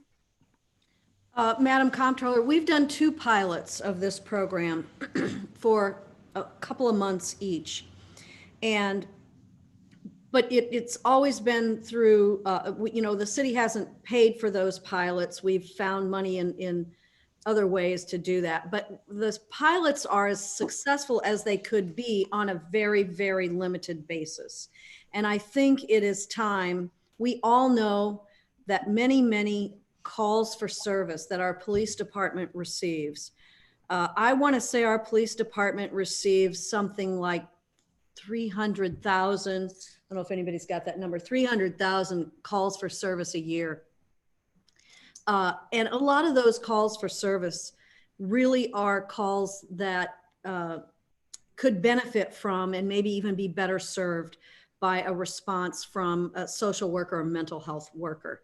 And so as just trying to really give the community what it needs to establish this would be in 2 police districts. You know, maybe next year or the year after, we'll be able to find the money to do it citywide. But it's just something that, I think is really important. It will, of course, you know that our police department practices de-escalation. This will be a help to de-escalation. And I think we can wring the money out of the MSI budget to do it.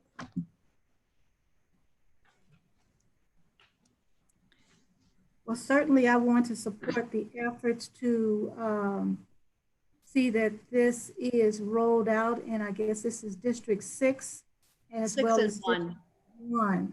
6 and 1, yeah. And Madam Mayor, I did send, in addition to your amendment, I did send an amendment. I hope you both have it. I sent it a while ago. It is What's the subject, Madam Comptroller? Yeah, I don't have it yet. well, it was sent prior to the meeting. Oh, wow. It's in my file. Stephanie? I forwarded to your personal email as well, President Reed. Oh, perfect. I'll look at it right now. Look for it right now. We'll talk about it. Oh, okay. I think we. And it does amend the current amendments that Paul had It is mentioned. in it or is not in it, Madam Comptroller? The amendment, Stephanie did send it Yes, they were sent to everyone's email. prior to the meeting. I just got your amendment, Madam Mayor, just now. Okay. So we'll take that one up next. I think we have a lot of amendments that Paul has gone through. Maybe the appropriate thing to do here is We need to take up item Take up this amendments 1 amendment. through 31. well, I think we have a first and a second on amendment number 1 to board bill number 1, which is the amendment I just talked about. Do we have a, That's part of what's on the agenda, Madam Mayor. This is an add-on is what you're saying, and I have an add-on as well. okay. So, So let's do maybe I think this would be appropriate. Okay. Go ahead, President Reed. item 14. Yes. Hey, Madam Mayor, if you will, because Paul's amendments are listed 1 through 31, we should keep that at 1 through 31 and make your amendment 32 and the Comptroller's amendment number 33. So on your amendment 32, do you want to add it to the schedule as presented by the budget director for board bill number 1 and FY21 personnel schedules? Would you want to add it to that list and us vote on those as a bank, or we're going to take each amendment as one? Well, let's vote on, if we could, let's vote on 1 through 31, which are all of Paul's amendment. I don't, All and so I think there's been a motion and a second for item number 14, which includes changes, amendments 1 through 31. And so do we have a vote? Stephanie, would you please call the roll on amendments 1 through 31 of board bill number 1? We need to have a motion and a second. The motion, Yeah, I move that we adopt summary of ENA response to Ways and Means Committee and other proposed changes to board bill number 1 and FY21 personnel schedules as presented by the budget director, which list items to be changed as items 1 through 31 on the schedule. Second. Okay, discussion. I'd like to discuss that at this time. I want to make 2 points. The first point that I would like to make is that item number 14, which has been discussed before us, is narrow in scope as it is on our agenda. It requests that we would approve the response. We're asking for approval of the response to the Ways and Means letter dated June 4th, 2020 regarding the proposed amendments. And the point I want to make here is that we have a voluminous amount of changes that does not keep in that narrow scope, the narrow scope of the two items that was sent over by the Ways and Means Committee. There were two items. Those items have went from 2 items to 31 items, as you mentioned, Mr. President. We have 31 items. So I make that point to ask if we can possibly open this up for public comment, because these items that we have been hearing from the budget director, these changes, which include body cams and many other changes, have been heard for the first time. They've been heard for the first time by the public, as well as the first time by this body, and of course the Ways and Means Committee. These items have not been presented, many of them, to the Ways and Means Committee for their consideration. So to have listed on our agenda, I'll say it once again, that we did publish 24 hours ago that we were only going to respond to that letter. We've gone well beyond responding to the Ways and Means request. We've answered their request, and in addition, we have made several other additions, and the mayors are proposing an additional one as we speak. So I would like that at this time to open it up for public comment. Madam, Make those arrangements, Stephanie and the crew, the communications crew have made those arrangements for those who would like to comment, and they are, if they are ready. Madam Mayor, if you will, I have a question. Madam Mayor? Yes, absolutely. All right.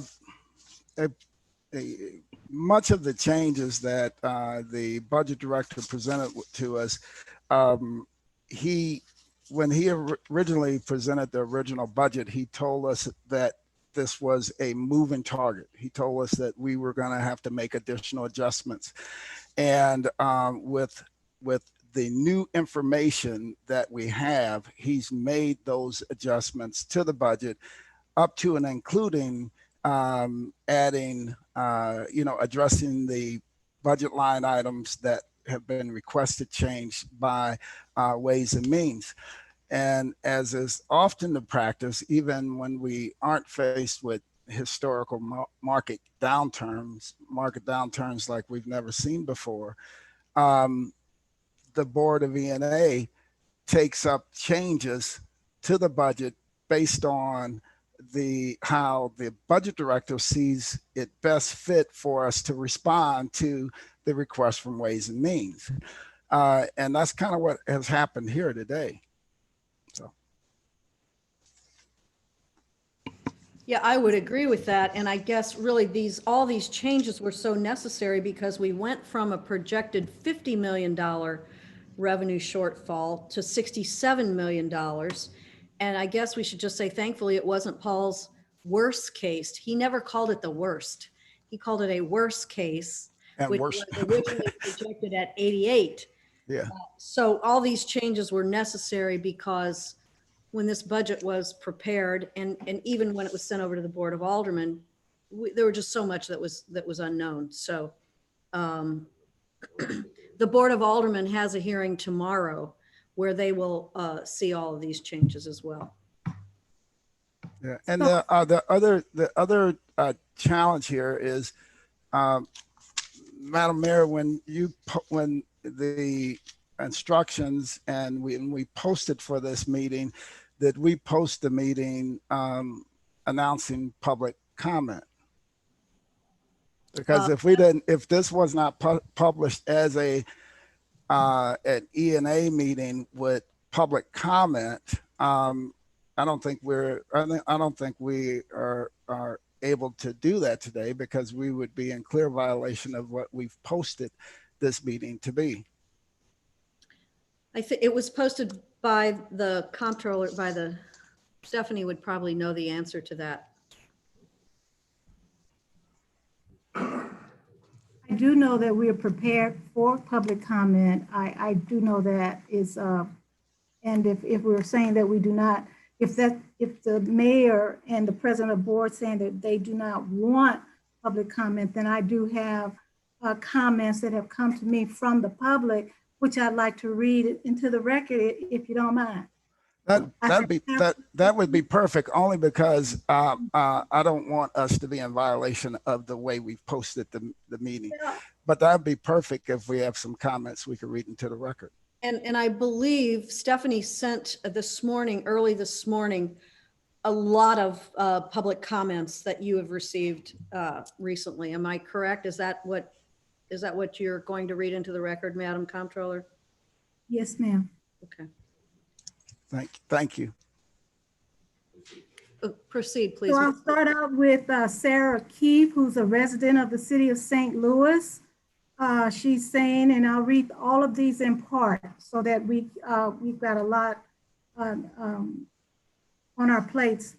To the Honorable Darlene Green, my name is Sarah Keith. I am an employee of Washington University School of Medicine.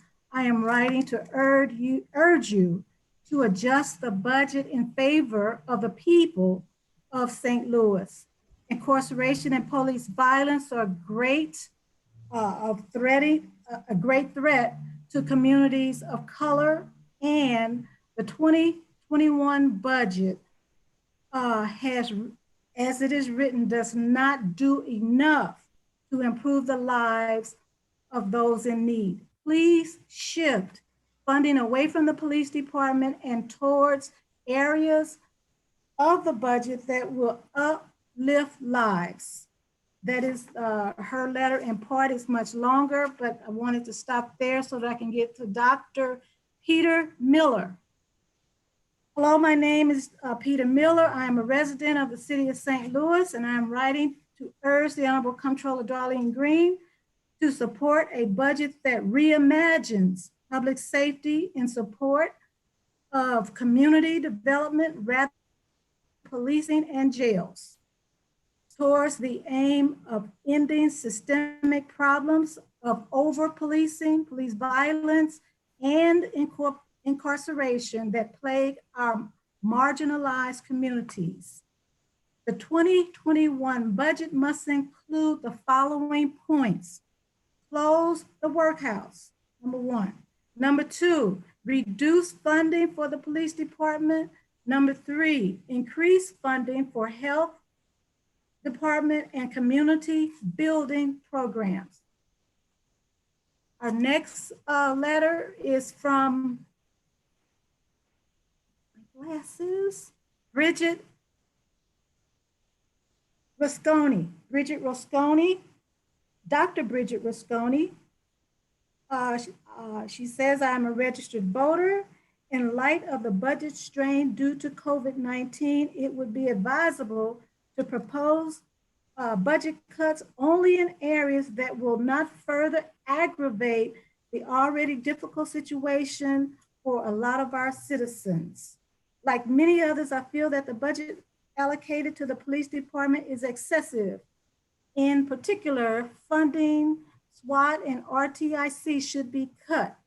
And that's just part of the letter. It's much longer. I move on to Emily Anderson.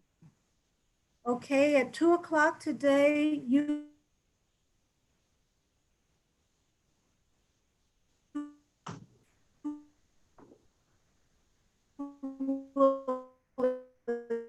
Madam Comptroller, you're breaking up. You're frozen.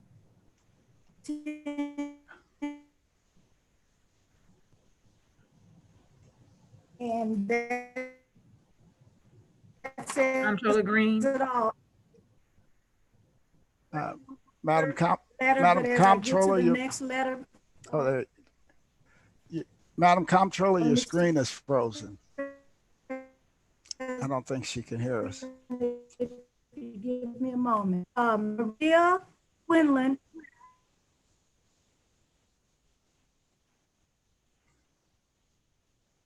Comptroller Green, can you hear me? Your screen is frozen and we can't hear your audio. We just lost her. Oh, there, Oh, there you we go. are- You're back. Oh, there she is. You're back now. You're frozen again.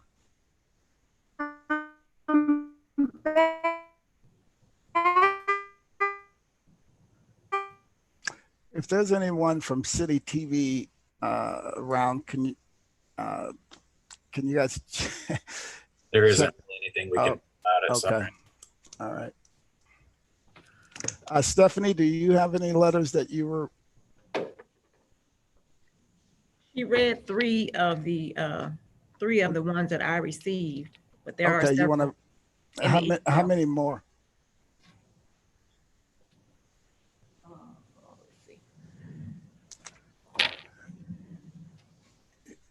Let's see. She just dropped out again. She's probably going to reconnect. Stephanie, would you like to just I'll try to read. start with the next letter? Okay. And I'm then, not sure where she left off, but Peter Miller is one that she read. Can you all hear me? yes. Can, you know, if the comptroller would like to come to my office, she's welcome to do that. She's just one floor up. Hello? Can you hear me? You're back. Yes, you're back. Can you hear me? Yes. We can hear you now. I was just Can you hear and see me? about to read, Yes. continue to read what you had. Okay. Yes, okay. and Stephanie can read some of the letters if your link Okay, continues I to go was down. going to, and I will, Stephanie, once I finish, then you can pick up where I leave off. I've got two more. You have two more. Actually, I had not planned to read all, I believe there are like about 40 or 50 letters. I don't know if we have time for all of them. No, but we can make a motion to have them added to the record and to the. We can just have them added to the record. No, Yeah. Comptroller Green, you're not stuck. Let me hear what you're saying. You, President Reed is proposing to make a We can motion just- to read them in. Yeah, we can just have them have the physical letters just added as part of the packet for ENA. I think that's So a good idea, President Reed, but I hope you're not asking me to cut off reading it right at this moment. no. Well, Go ahead. I think there were 5 that the comptroller has, and there are probably 4 Right. additional ones that were received after the public hearing, or at least Okay. since the last meeting. All Yeah, right. we- Let's go. Sounds good. So the next one that I'm going to read again is Maria Quinlan Craft. Her letter says in part that she has 3 little children, and she wants them to grow up to love the city, and she wants them to be able to stay. There's such momentum around here to end systemic racism and the injustices, and I hope that your leadership and power, you can use them to do actually that, real change. So maybe change, in other cities will follow the change that we can make today. Okay, and then the next letter is from Emma Heeman. And this is also addressed to you, Madam Mayor. The city of St. Louis daily condemns hundreds of presumably innocent people to suffer in unspeakable, hellish, and inhumane conditions at the workhouse. Workhouse is barbaric and dehumanizing. Its only purpose is to trap presumably innocent poor people. Our community needs this money now. Close the workhouse. Okay, and then the last one I have is from Lorena Taylor. I am writing you today as a concerned citizen of the city of St. Louis. Thank you for your continued support of closing the workhouse. And it says that you please continue to urge your colleagues, the mayor, the president of the board of aldermen, and the St. Louis aldermen to close the workhouse. Okay, so I have these letters, and I'd like them entered into the record along with the other several letters that I have. But I also, as I stated earlier, have an amendment that I would like to make. And I know we're on a discussion period, and you guys did not want to open this up for the public. So thank you for allowing me to read some of the public comments. I do appreciate that. But the overall sentiment here is that we need to take this moment in terms of this moment in time in history and make some changes that will make a difference. And one of them, I believe, is to look at what our budget is funding, and that tells us what we care about. And so in one of those letters, the word reimagine what public safety could look like, what was there. And I think we need to be reimagining that. I have an amendment that I would propose that will further reduce an area in the police department that I think would be very meaningful. And I know, Mr. President, you mentioned that it will, be something I should mention later, but I would like to take the time, Madam Mayor, since you did talk about yours, I would like to talk about what I would see, because my amendment speaks to something that is one of the ones that's we're going to vote on. Madam Comptroller, we have the motion for that is first, correct, and I'm very aware of that. If you're trying to cut me off, just say that. I'm not trying to cut you off. I'm not trying to cut you off. But just like I wanted to speak to those items that's up for vote now. No. Just like I explained to the mayor a minute ago, item number 32, we're going to take up after we take up the first amendments, but we have a motion and a second for the first amendments before us, so we can't really discuss items that aren't before us yet. Your amendment and the mayor's amendment need to be discussed when we take up a motion for them in a minute. Amendment that I would like to discuss right now, Mr. President, if you would not mind hearing, they have to do with one of the items, which is on page 13. If you still have the items that you just motioned for approval, if you don't mind, the items, it's page 13 is item number 28. It's the one. Item number 28. Okay, so you would like to. That's what I'm trying to say. If you don't interrupt me again, thank you. I'm trying to talk about what we said we were voting on, if you don't mind. But you've interrupted me so many times.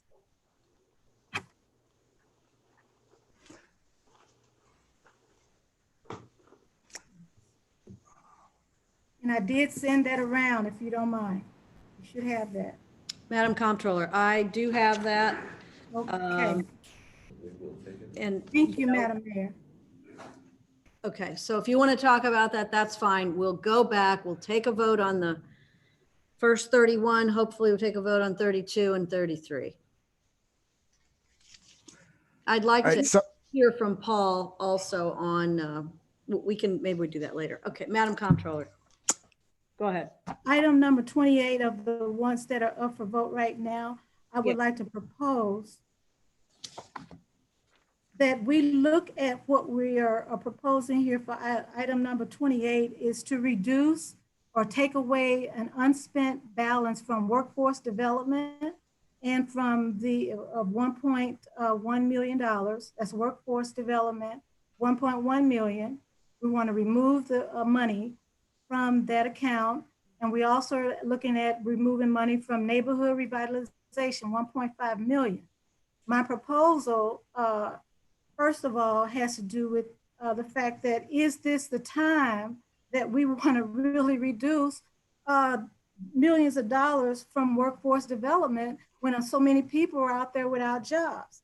That's number one. And number two, are we really sure that we're not in need of this money that's been put forth for neighborhood revitalization, especially when you look at North St. Louis? So I believe that we can and should look at the police department overtime, which right now there's 9.3 million in overtime in line item budget 650, 1010, 650. There's 9.3 million there. So my proposal, quite simply, is to reduce the police overtime so that we could leave this money in workforce development and the money in neighborhood revitalization. I think that we need to be looking at those kinds of things that we can do to, quite frankly, serve the citizens of St. Louis. And this is the proposal amendment, and it does affect item number 28, and that's why I wanted to get it out, because I think we're in urgent times right now. And so this is going to show where our leadership is. That's our dollars are gonna go right there. And where's our hearts right now? What are we doing for the community right now? Are we saying just scrap the workforce development because we're gonna budget monies? And were we saying that the budget plus the balance is too much for workforce development? Is the budget plus the balance too much for neighborhood revitalization? So that is the, I think we need to look at that. And I believe we should reduce the police overtime line item to fund capital, because I believe that's the reason we reduce these other line items is to fund ward capital. So while I am in favor of funding ward capital, I am in favor, I do not agree as to how you have selected neighborhood revitalization dollars. That's wrong. And you selected workforce development. You're removing that from the budget. I think that's wrong. That's kind of like taking money right out of the neighborhoods, right out of the kitchen tables of the families that are in St. Louis City. And if we're talking about giving as much as we can to the community, and our leadership should really show that with the way we budget our dollars. So we do know that we have the capability of looking at the police budget in the middle of the year. And if they find that they need more monies appropriated and allocated to overtime, we can do that.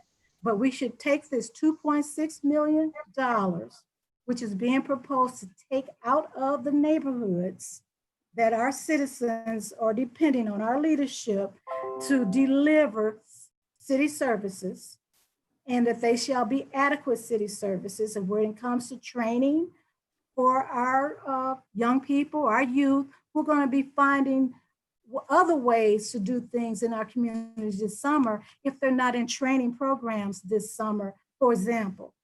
The same with neighborhood revitalization. What are the things that people are going to end up doing if they don't have any other kinds of dollars for neighborhood revitalization if we decide to reduce the very areas of our community which we should be uplifting?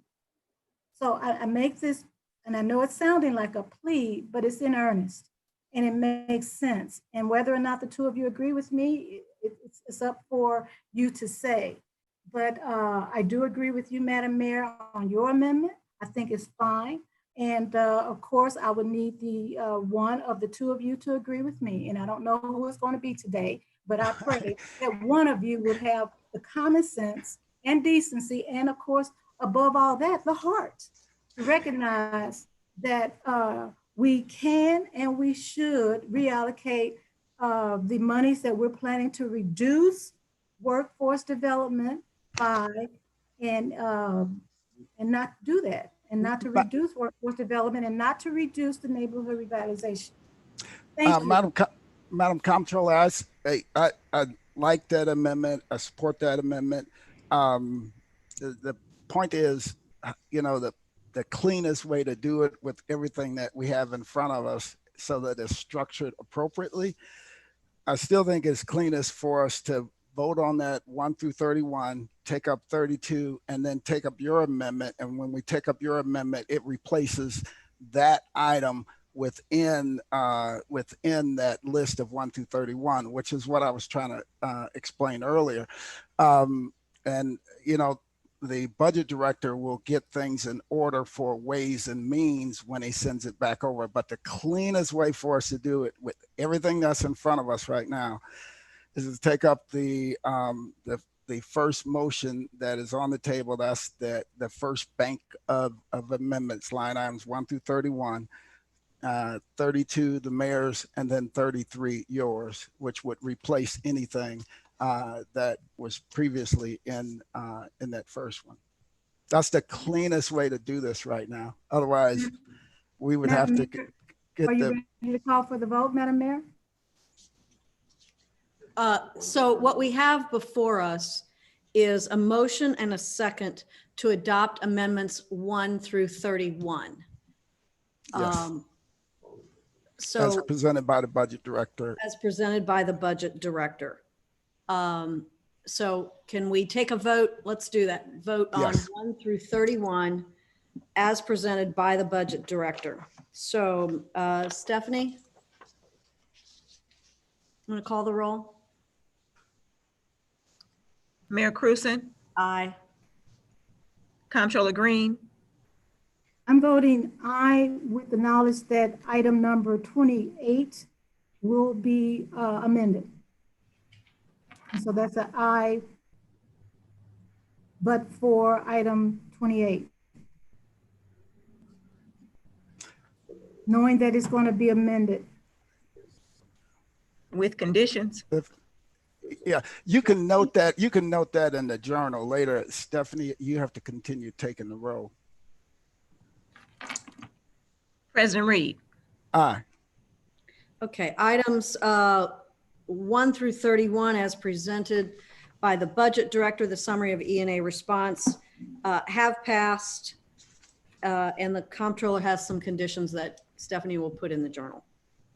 All right, number 32 is the amendment that I talked about earlier, which takes $860,000 from the MSI budget and places it in the health department for the hiring of social workers and mental health workers in a program that we call Cops and Clinicians. I move. Yeah, thank you. I move that we adopt amendment number 32 as presented. Second. Any more discussion? Okay, all in favor of amendment number 32 to the budget, please say aye. Aye. Aye. Okay, all three. Thank you for passing that amendment. Now, amendment number 33. Madam Comptroller. I move that we would adopt amendment number 33 that would restore the balances for workforce development and restore the balance for neighborhood revitalization, and instead to allocate the $2.6 million from the police overtime. Second. Discussion, Paul. You want to talk with us a little bit about that? Let me just, before I go to you, Paul. So we are 140 police officers, over 140 police officers short right now. Monday morning, it was 120 regular officers and 25 people that were short in our academy. We only have 30 people in our academy class right now. So we are going to continue to see very large overtime bills because we're short this 140 or 145 officers. And so that's concerning to me, particularly when we just came off of about a 10-day, 2-week period of time where officers were all their days off were canceled and they all had to work 12 hours, 12-hour shifts. So it concerns me to take that out of police overtime because I know what causes that overtime, and what causes it is the shortages that we have in our police department. That being said, workforce development, neighborhood revitalization, these are balances which were not spent in this past year, as I understand it. I wish they would have been spent in this past year. So Paul, I'll let you maybe explain this. Yeah, it's something of a conundrum we're having here because basically, as we presented, we're having these big budget gaps. And so we're faced with the challenge of having to cut services. But in the meantime, we have unspent funds and these other balances that have not been spent. So are we going to be cutting services on the one hand while we're cash flush somewhere else? And again, in this particular instance, this was not reducing anything that had been proposed for either of those two sources. This was just fund balances that had been unspent in the prior year. Now, my one concern, my biggest concern about the police overtime and just any cut that we propose is that it also has to happen. I mean, in order to be realistic. I mean, so basically, and I've been through this a lot of times, a lot of years where there may be a cut and say, oh, we'll take this out of this budget, but then come December, we're well overspent. And then something has to happen in order to make it balance. I mean, I know there's a lot of give and take in when we do this budget, and we have to look at what it is that we can do to keep it balanced, but it has to also be realistic in that, as I presented before, there were a lot of discussions about their revenues and whether or not they're conservative or optimistic or what have you. But anytime I got to the contingency list of reductions, everyone went quiet, it seems like, because in terms of the actual, what did we want to cut? And so just when you consider this, I just think the cut has to be realistic so that we don't find ourselves in the first quarter or second half of the year scrambling to cover funds that we knew in the beginning we were going to need. And so that would be my biggest concern with that.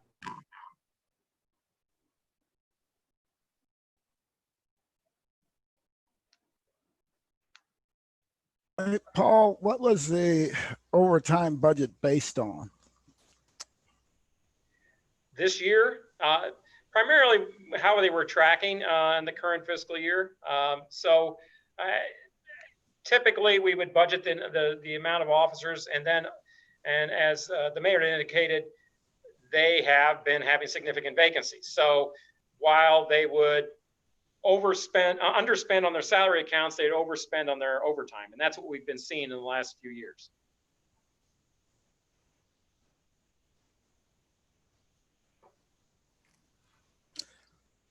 If we adopt this amendment, when do you think it would be potentially problematic? It's, in third quarter, second quarter, fourth quarter? Yeah, I mean, I would think by the second half of the year, you're gonna have an issue.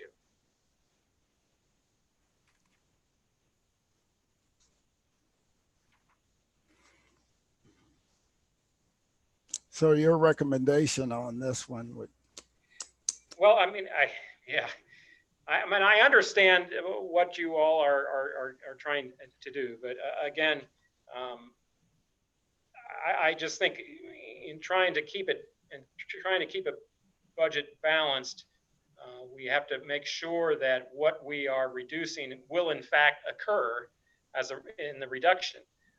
Let me ask this question. What happens with those unspent funds from the last fiscal year moving forward in those other two accounts if we do not allocate them? Well, they just remain in the account. They just remain in the account. Yeah. They just remain in the account. Right. And were those items fully funded based on the original request? I'm looking at those right now.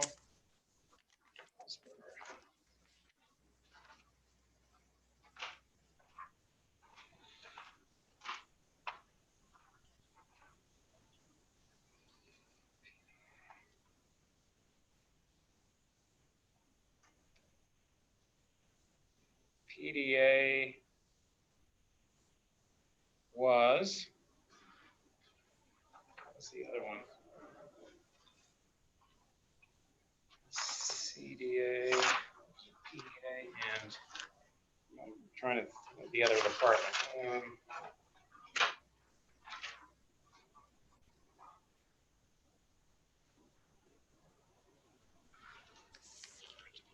Slate 21.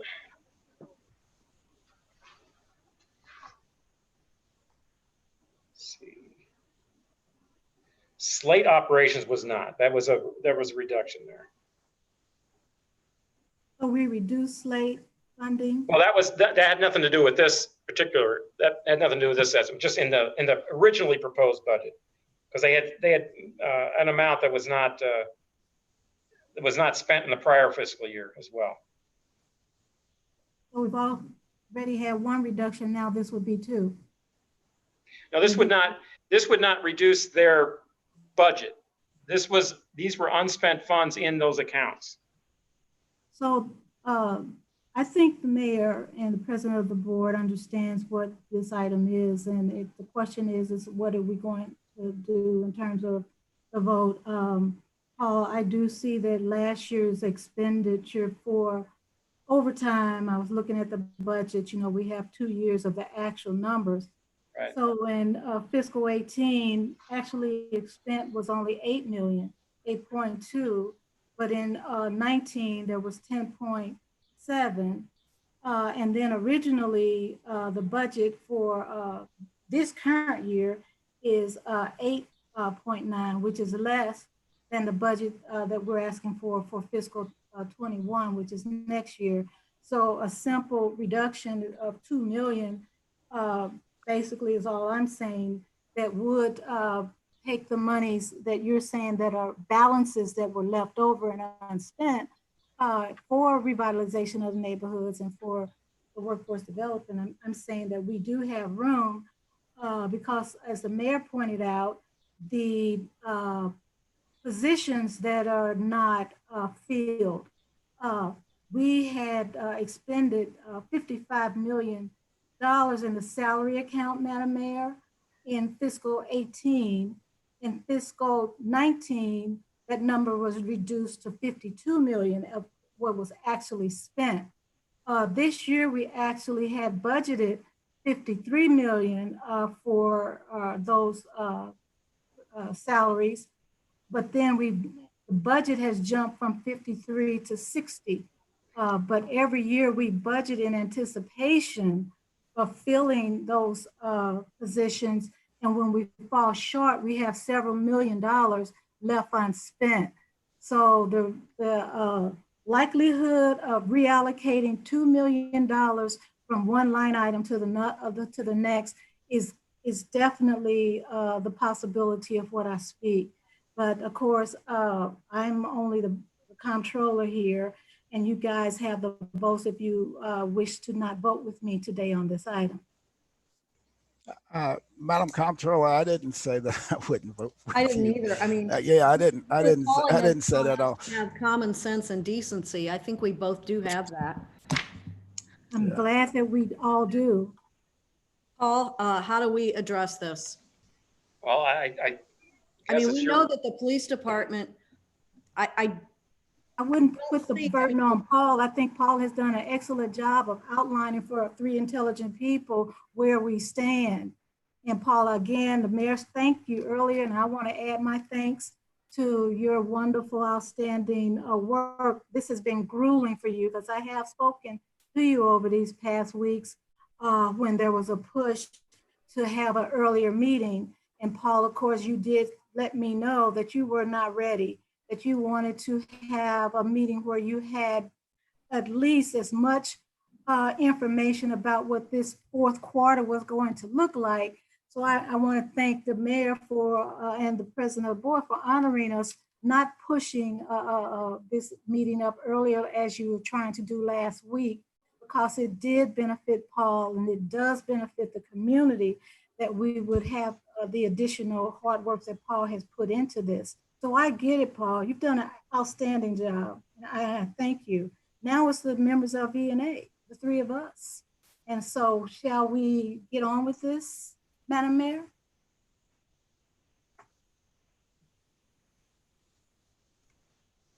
Madam Mayor, I think you had a question you were about to ask the budget director.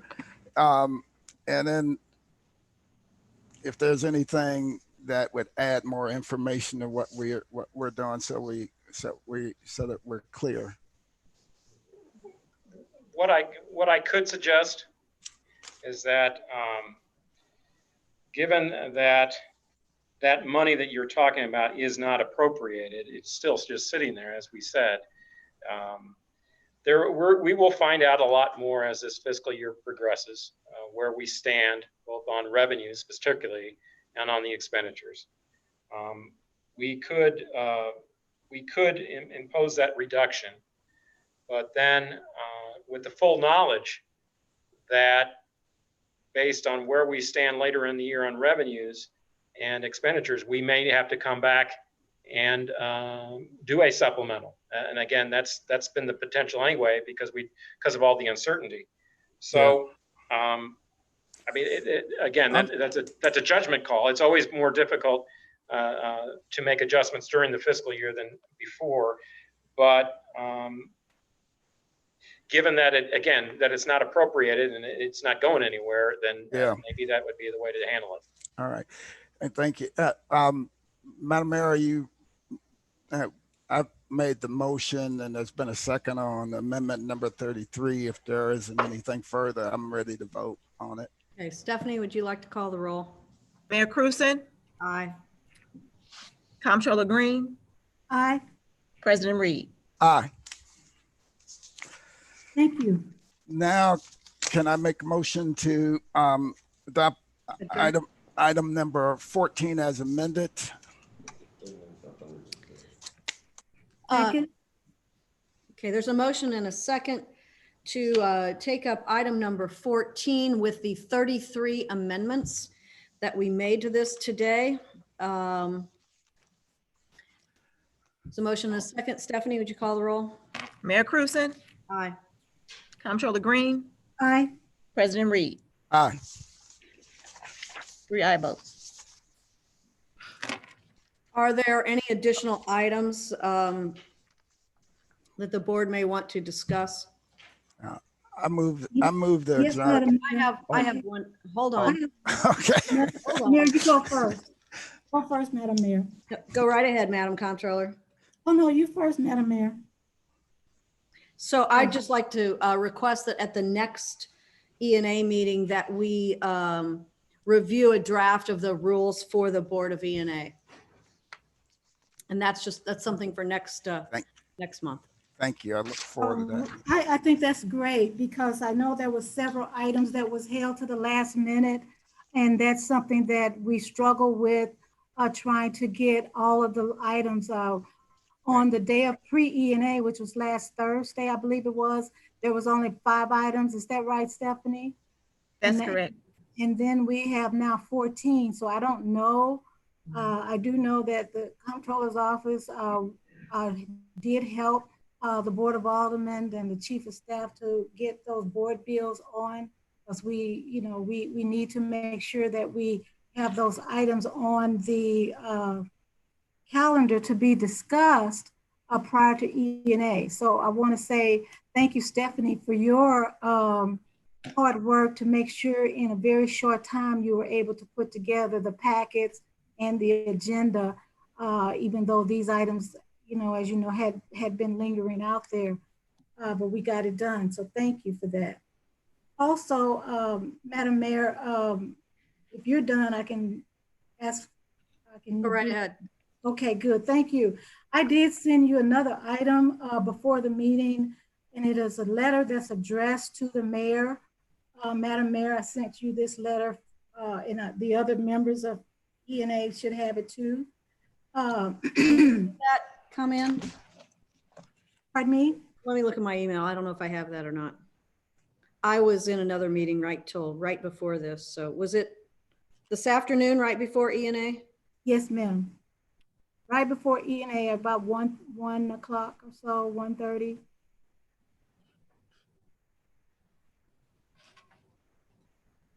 I don't know if Stephanie sent this or was this sent by Shauna?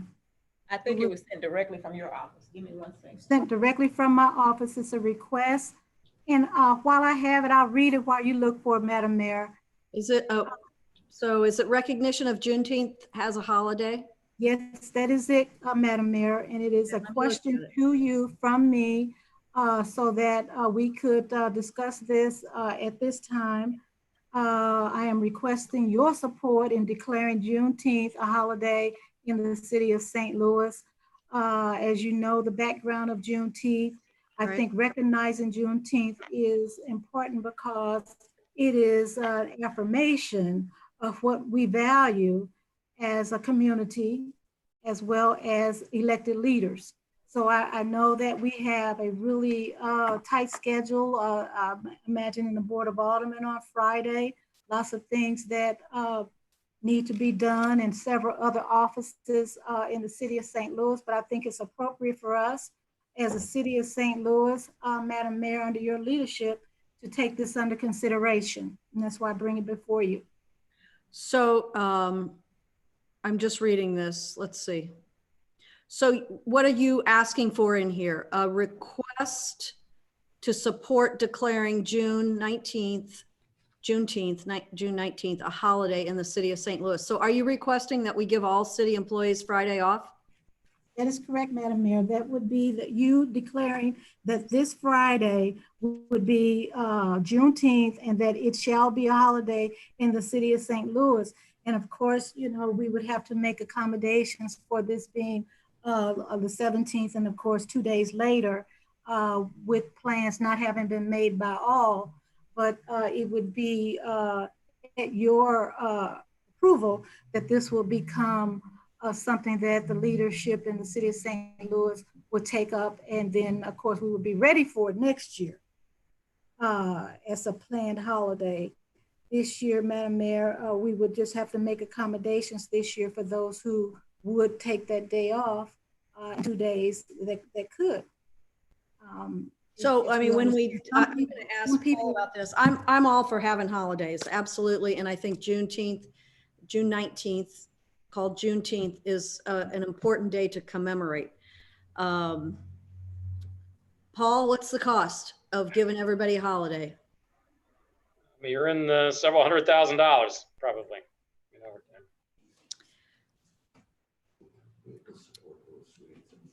So, Madam Comptroller, do you have a suggestion about where we get those funds from? What I would suggest, since this is a last minute request from you, and it may not be fair to put you on the spot like this, Madam Mayor, but to allow everyone the afternoon off on Friday. My suggestion to you, Madam Mayor, would be to allow the employees to have Friday afternoon off, that they shall celebrate and commemorate the Juneteenth as a holiday, if you're inclined to do so. I see that it's just been pointed out to me that on your agenda for Friday, President Reed, you have We have a resolution that we're taking up. A resolution that would call for next year. Is that what I'm reading here? Yes. It would be a holiday in 2021. And it's a resolution, it's not an ordinance, Mr. President. So that means that it doesn't have any real effect in a law, that you're not asking for the law to be changed. I just want to be clear about board. We're working to change the law also. But I mean, the given the resolution is about. No, given the resolution this Friday. Given the time frame and the number of board meetings we still have left, we're not able to adopt that ordinance this session, before June 19th. So what the resolution does is states the will of the Board of Aldermen, and then we're going to take up the ordinance just like we did. It's just similar to when we discussed the soccer stadium and some of those things. We took up a resolution, said this is our position, and we followed it up with ordinances. So this is doing exactly what we intended to do at this point.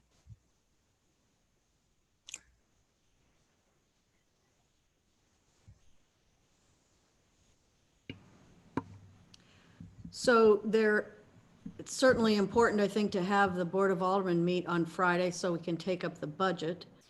I'm certainly in support of another holiday for city employees. I've done that several times, as you know, when holidays fell, near a weekend. And Juneteenth, I don't know, Madam Comptroller, I just read this literally. I mean, have we not ever, this has never come up before? You've never wanted to have this as a holiday before? Madam Mayor, it should have been a holiday since 1865, but it is not. So I bring it to you. I wasn't there then, but I bring it to you as the mayor who's in leadership at this point in time in history. And again, I know this is last minute. I don't mean to put you on the spot, but I do repeat that there are, it's a question. There are other cities and companies, as you know, have already moved. We have the Twitter CEO, co-CEO in our own city who has made it a holiday of his company. His company, as you know, is located right here in downtown St. Louis. And so I'm not just pulling this out of the air, I'm pulling it from the time that we're in now. And it seems appropriate to ask. But of course, I do know that there are questions surrounding it, and you have, certainly No, questions. the only question surrounding it. And I understand. Budget has to do with money and budget. So let me just say, I'll take this into consideration, and Paul, I'll be talking to you about that. You can give us some numbers as to what this does, and we'll make a determination. Certainly, President Reed, I support your resolution to make this a holiday next year. I know it's just a resolution, but we certainly have time to address this next year. So thank you. I move that we adjourn this meeting of the Board of ENA. Second. All in favor of adjourning? Aye. Aye. Aye. Thank you all. Appreciate it. Thank you all. Thank you. I was going to mention also that we will be posting all of this material immediately now, given that we hadn't been able to do so before the meeting. So it should be online shortly. Thank you, Paul. Appreciate you.